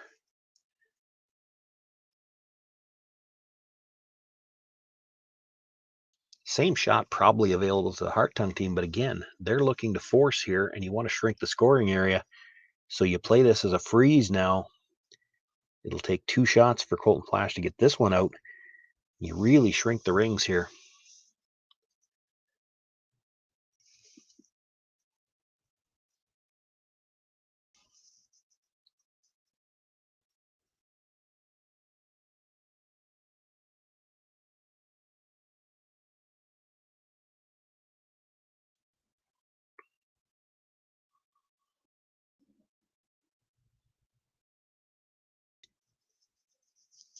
They would have loved to have swept that a little bit to get the curl, but it was already a little deep.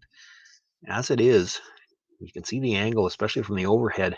That yellow-red is lined up to go into the 2 yellows at the back. Callan Schneider could throw a shot very similar to what he just threw. Hit the yellow on the nose, maybe even get to the inside. The red's going to go back to the yellows at the back. The shooter might stay under cover. The frozen Yellowstone squirts out into the open. It's not going to go very far, but Flasch could be sitting shot and third after this, and shot might be buried, splitting the tee line. Again, lots of room by the guard, sweeping for the curl. Really moving again as it comes into the house. Makes the hit, does. Push that red stone back onto the 2 yellows, and I can't tell who's got shot rock. Certainly not Will. There were still heads in the way. It's close. It's very close. The angle works really well for Colton Flasch right now too, because if Kody Hartung was ever to just straight guard it, Colton has the run back on his own guard that would be for 3. So Cody's going to have to come down, sit on top of that. And you have to be real careful not to leave angle where Colton Flasch might be able to kill all 3 yellows. Or, pardon me, the 2 yellows and leave the red in the middle.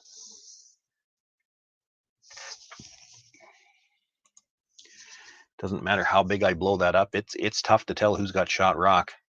But if I was betting on it right now, I might say Colton Flasch. Still, Kody Hartung, okay if he gets a force here. So just looking to freeze on that. He wouldn't mind nudging it a little bit just to clear the back yellow one if he could, but he's got to get the line first. That's the most important thing. And they jumped this right out of his hand. And they have not left it. It's going to be a little bit short. It'll act as a straight guard. But with the amount of curl that we've seen there, Colton Flasch might be able to get to it with just a back 4-foot draw. You wouldn't be able to tap it far enough to sit 3, but you could definitely move it far enough to sit 2.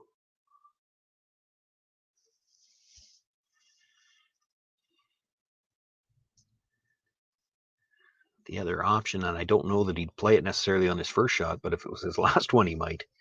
You do have the straight back run back on your own stone. And if you could ever just absolutely dead nut it, you'd be sitting 3.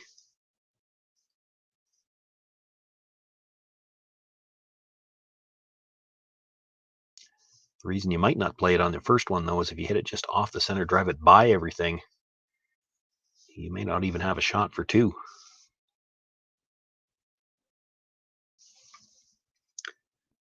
Still hard to say who's actually got shot rock.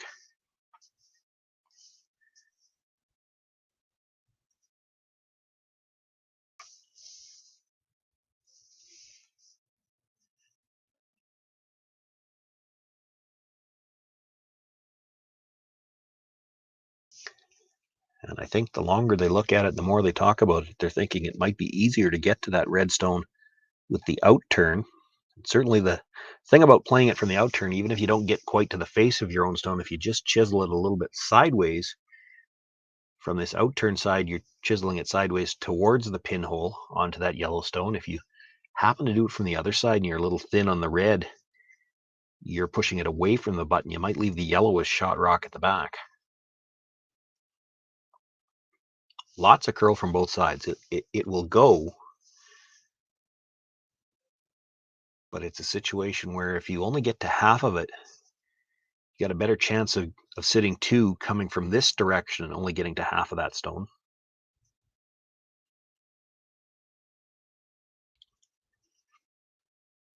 Brusher's just waiting on it to start to curl. Now moving.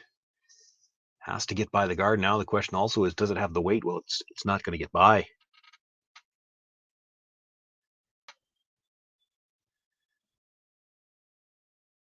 Enough sweep on that to get it out of the way. Now they do have a direct path to the redstone, and that would leave a shot for 3 if Kody Hartung just leaves that alone. So he's going to have to do something over there. Do you just straight guard it?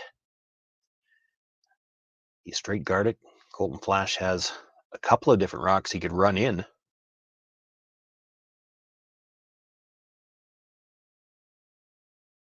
A lot of times when you're looking at a situation like this, you'll see a team look at, okay, well, where can we put the guard that we take away the direct path and the run in? Well, in this case, Colton Flasch has From the overhead, you can see the guard just off the center line. He could run that in. And from the shot from the hack end, you can see that the guard right behind Aaron Shutra, he could run that in as well. So one on either side. You can't take away both of those and the direct path to that, what I think is shot stone at the top of the button. You almost might be forced here if you're Kody Hartung to come and try to sit right in front of the yellow. And that's a little dangerous too, because you might just cue it up. I think he's opting for the guard with that much ice, and he's going to force Colton Flasch to play the run back.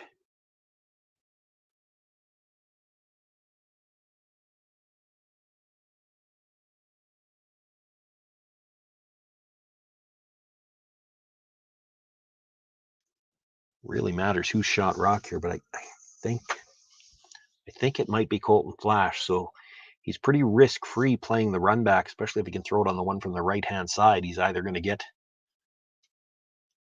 if he makes any contact at all, the yellow's going to go.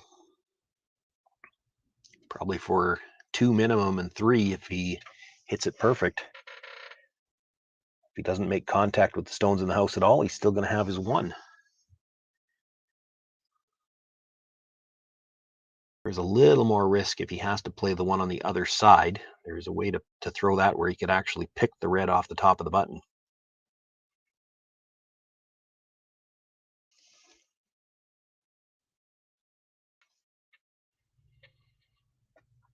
Brusher's just cleaning this.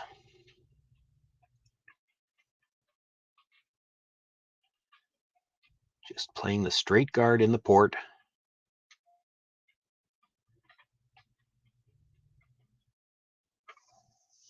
So that's the guard made. Colton Flasch's decision is already made. If he didn't take away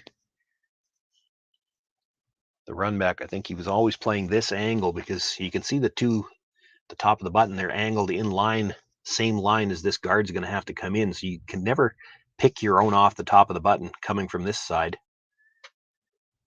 If you make contact with the stone at the top of the forefoot at all, I have to think you're getting at least 2. And if you stick it, it's for 3. And in a tie game, even 2 would be huge.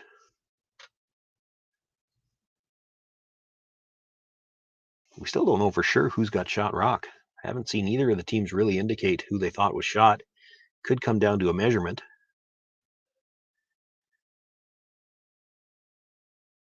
Colton Flasch can make the run. It makes it a moot point. On the brush early. Off and on. He's close. Drives it back. Does make contact with that quiet weight. Sticks the run stone as well. So put 3 points on the board for Colton Flasch. He doubles his total here after 6 ends of play.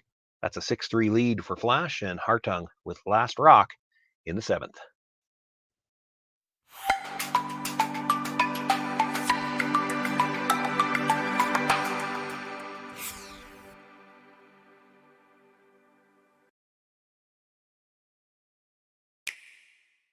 The roaring game. We all love it, but sometimes curling just isn't as fun as it can be on the Nintendo Switch. Go get stuck in your curling club this year. Learn the game inside and out. Play for your favorite country and take the curling world by storm. With up to 4 players per console, you can enjoy curling with your friends and family anywhere, anytime. Let's play curling. Available now only on Nintendo Switch. Imagine being able to stream every curling game from every sheet from any event, be it your Wednesday league game, bonspiel, or corporate event. Curling Stadium offers an all-inclusive streaming solution featuring high-quality cameras, ease of use, great reliability, and minimal installation. Offering your sponsors customizable ad space on your streamed curling games and being able to sell video packages to your corporate events for increased revenue. With Curling Stadium, you can stream to any device, be it your mobile phone, tablet, or computer. Push the feed to your desired platform, be it Facebook, YouTube, or any other social media. Curling Stadium is simply the way forward. Where it's commonplace in other sports to televise every game, we want to do the same. Curling is a global sport, and it's time it gets the coverage it needs. Make your curling club the next Curling Stadium. Big 3 points for Colton Flasch after the angle run in.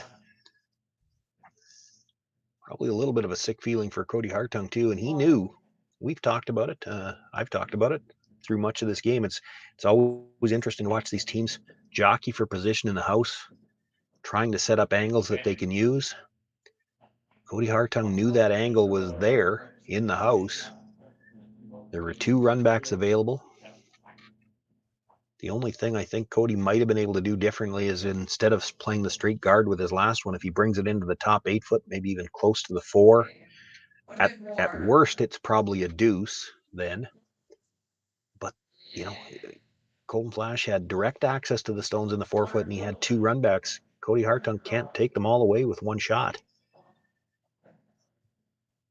Guarded the easiest of the shots. Colton Flasch made the run back, and it's a 3-point lead. They bring their first 2 stones into the rings here in the 7th inning, and Kody Hartung, they've got the long corner guard up, and they're going to opt to throw the second corner guard on the same side. You do see a number of teams have started to play it this way when they play the 2 corner guards. There's still the more traditional way where you split the rings, play 1 corner guard to either side, but with these aggressive rocks where you want to make sure you've still got a path to the middle, you throw corner guards on opposite sides of the house, and sometimes they're both in the way of the draw to the button. So you'll see teams play this on occasion where they throw the 2 corner guards to the same side of the house, long and tight, much the same as they do in the center.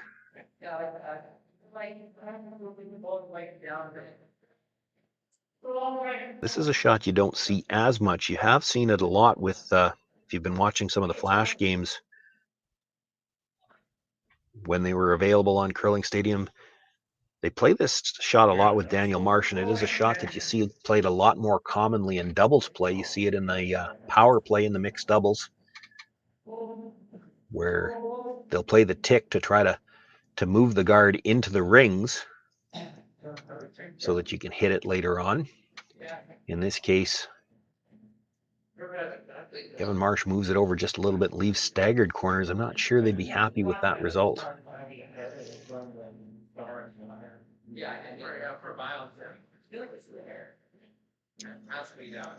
The first 2 rocks at the end, the 2 that they brought into the rings, they didn't get those dead lined up on the center line and didn't get a piece of the 4 foot. Had they done that, they might have thrown a guard of their own right there and forced Kody Hartung to do some work to clean that up. They weren't able to do that. Tried to make the tick on the guard. Didn't exactly work out. So he's left 2 guards. Aaron Shutra will look to come around.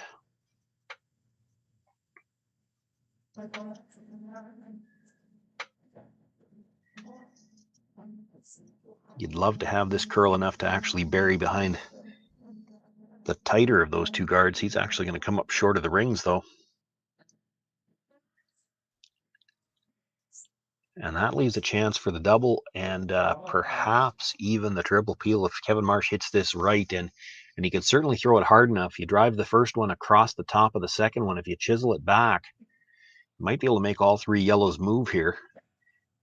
Might end up jamming onto something in the rings when you do that, but you're 3 points up and you're totally fine killing one of your own stones if you could have moved 3 guards. Instead, drives it over the top of the second guard, so still 2 corner guards in play.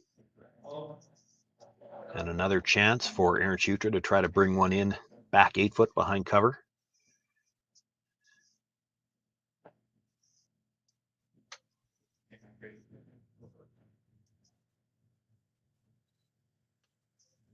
Little bit of a wobble on the slide there for Aaron. Looks like he recovered well.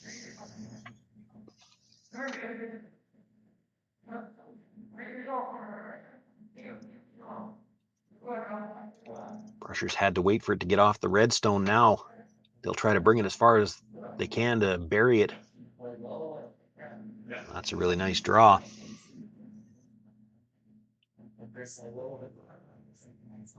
Alan Schneider now looking to make a play on the guard that is covering that stone that was just delivered. I'm not sure if they're looking to drive this back. It might be an either or. If you hit it just off the nose, you can run it back and kill the stone that was just delivered.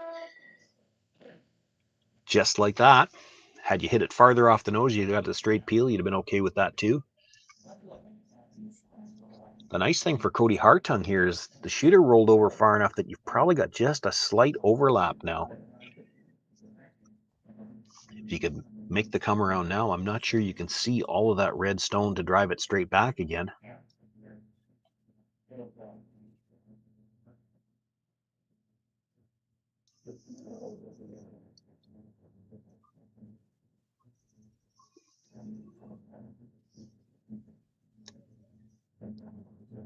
Trailing by 3 as we play here in the 7th.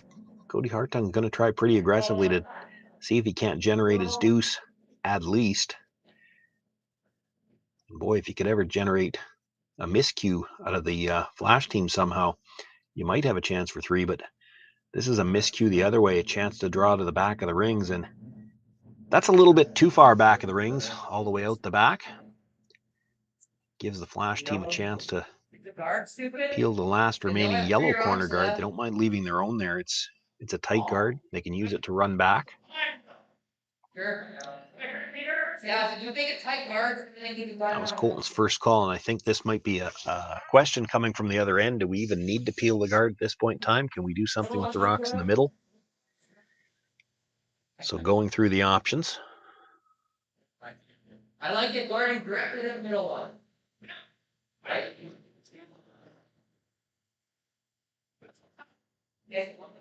Yeah, you can throw any of them on the side. And the indication there was that they're going to try to play some kind of a split on their own stone.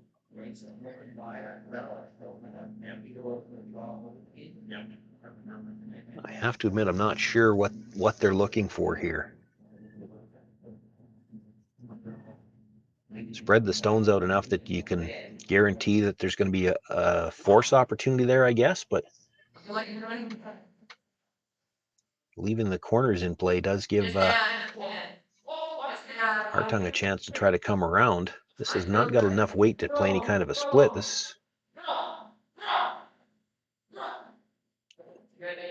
It'll act as a guard.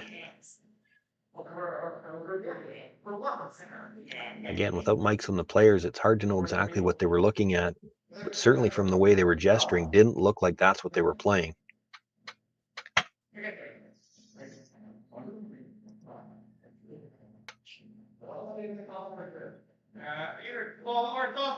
Kody Hartung, scoreboard dictated here, might be in a position where he's got to draw around the center, I think. Stone that Colton Schneider just threw leaves the two center guards, the one he just threw and the stone at the top 12 foot, they're overlapped, so there's no run back available. If you draw to the top of the 4 foot, right in beside that red shot rock, I don't think you want to be behind it at all. Colton will use it to slash in. He's looking at the hit on shot rock. The problem with that is you can't get buried.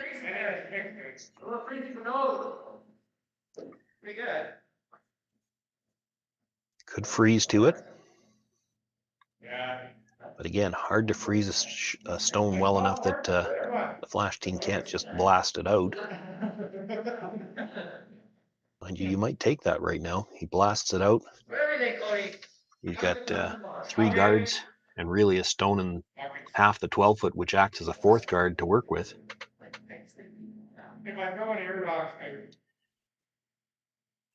Brady Kendall coming down to take a look, and he's talking about that's the shot I was looking at. You come around, you've always got access to shot rock. Colton Flasch is not going to turn around and throw a guard on you. Because of the stagger on the guards with where Colton Schneider just threw, you don't really have access to draw behind the corner anymore.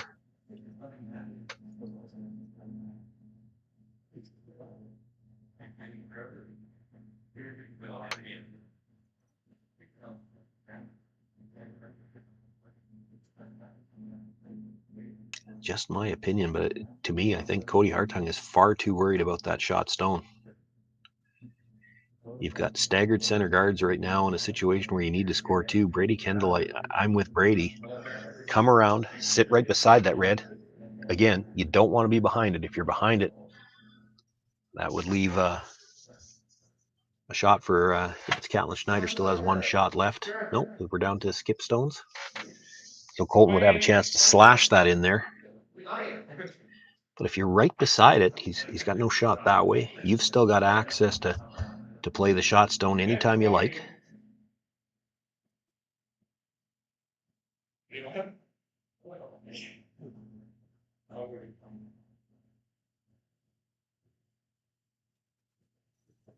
Looks like Brady won the debate. They're going to play the draw. Tyler Hartung. The final of the third stones here for Kody's foursome in the seventh end, looking to try to set up a chance for two. Needs the come around.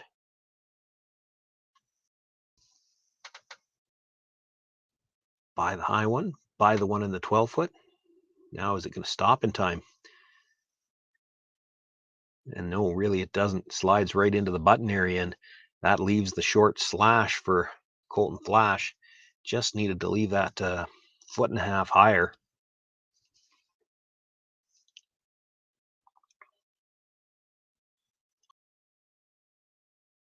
Boy, even 8-10 inches higher, and when that slash is made, it probably has to bounce back out into the open. Might have put that in the worst possible spot, because it's possible Colton Flasch catches about a quarter of the redstone. He could stuff it, leave it in behind cover with a good chunk of the button.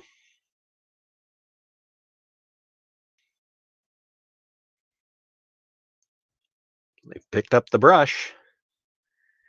Needs to hit about a quarter of his own stone to stick it. Gets a little bit of a spin, but still mostly behind cover, and he's got a good chunk of the button. Now, based on the way Tyler's last one came in, there's probably room to get to the corner of that stone, play the exact same shot. Even if you nudge it a couple inches just to give yourself room on the outturn side to remove it if you had to. You need to have a path in with your last one too. There is nothing that he can run back. His yellow corner guard, it's a good look at it from the overhead view. There's a red one tighter to the rings. There's just no path to run that yellow into the rings, and he needs to get two here.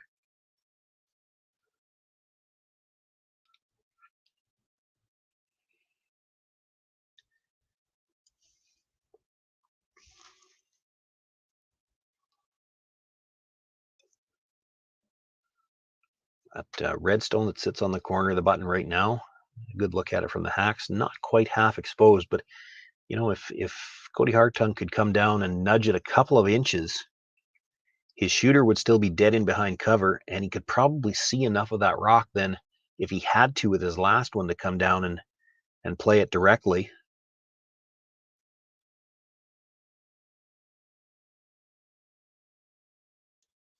Brusher's waiting for the line. Starting to curl now. He's got a nice line coming in. It's a question, is he going to have enough weight to move it? Well, he's got the weight to move it, and that little bit extra weight. He didn't get the same finish that Tyler did. Nudges the redstone a little farther out into the open, so he does have room, if it's still there, for his last one to make a play on the second shot stone. His shooter does rest for shot, but probably room for Colton Flasch to get in there and move it back. Really doesn't have to kill it. If he moves it back about a foot, he's probably sitting two, and with the yellow behind it, I'm not sure how Kody Hartung is going to be able to make it move. Only thing he has to be careful of is make sure he gets to the nose. If you're on the outside at all, shooter rolls out a little bit. Kody Hartung might have enough room to make the double for two. Again, Colton Flasch not probably looking to make this move very far, just far enough to sit two. And if you do that and roll to the outside at all, Kody Hartung is going to be in that same spot where the double that he'll be attempting, he really only has to move the rocks both outside the 4-foot. They had to wait on the line. He's got room by the front one. Looking for the last bit of curl that they can get now. Makes the tap. Does move it back enough to sit two.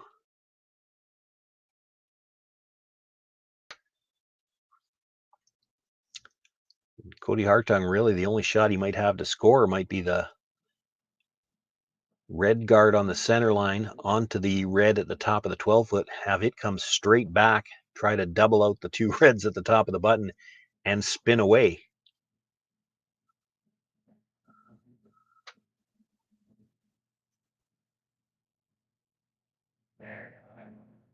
Might be able to see enough of that, actually, the red through the port to chisel it almost straight sideways into the other one and hope that it spins over the top of your yellow at the back.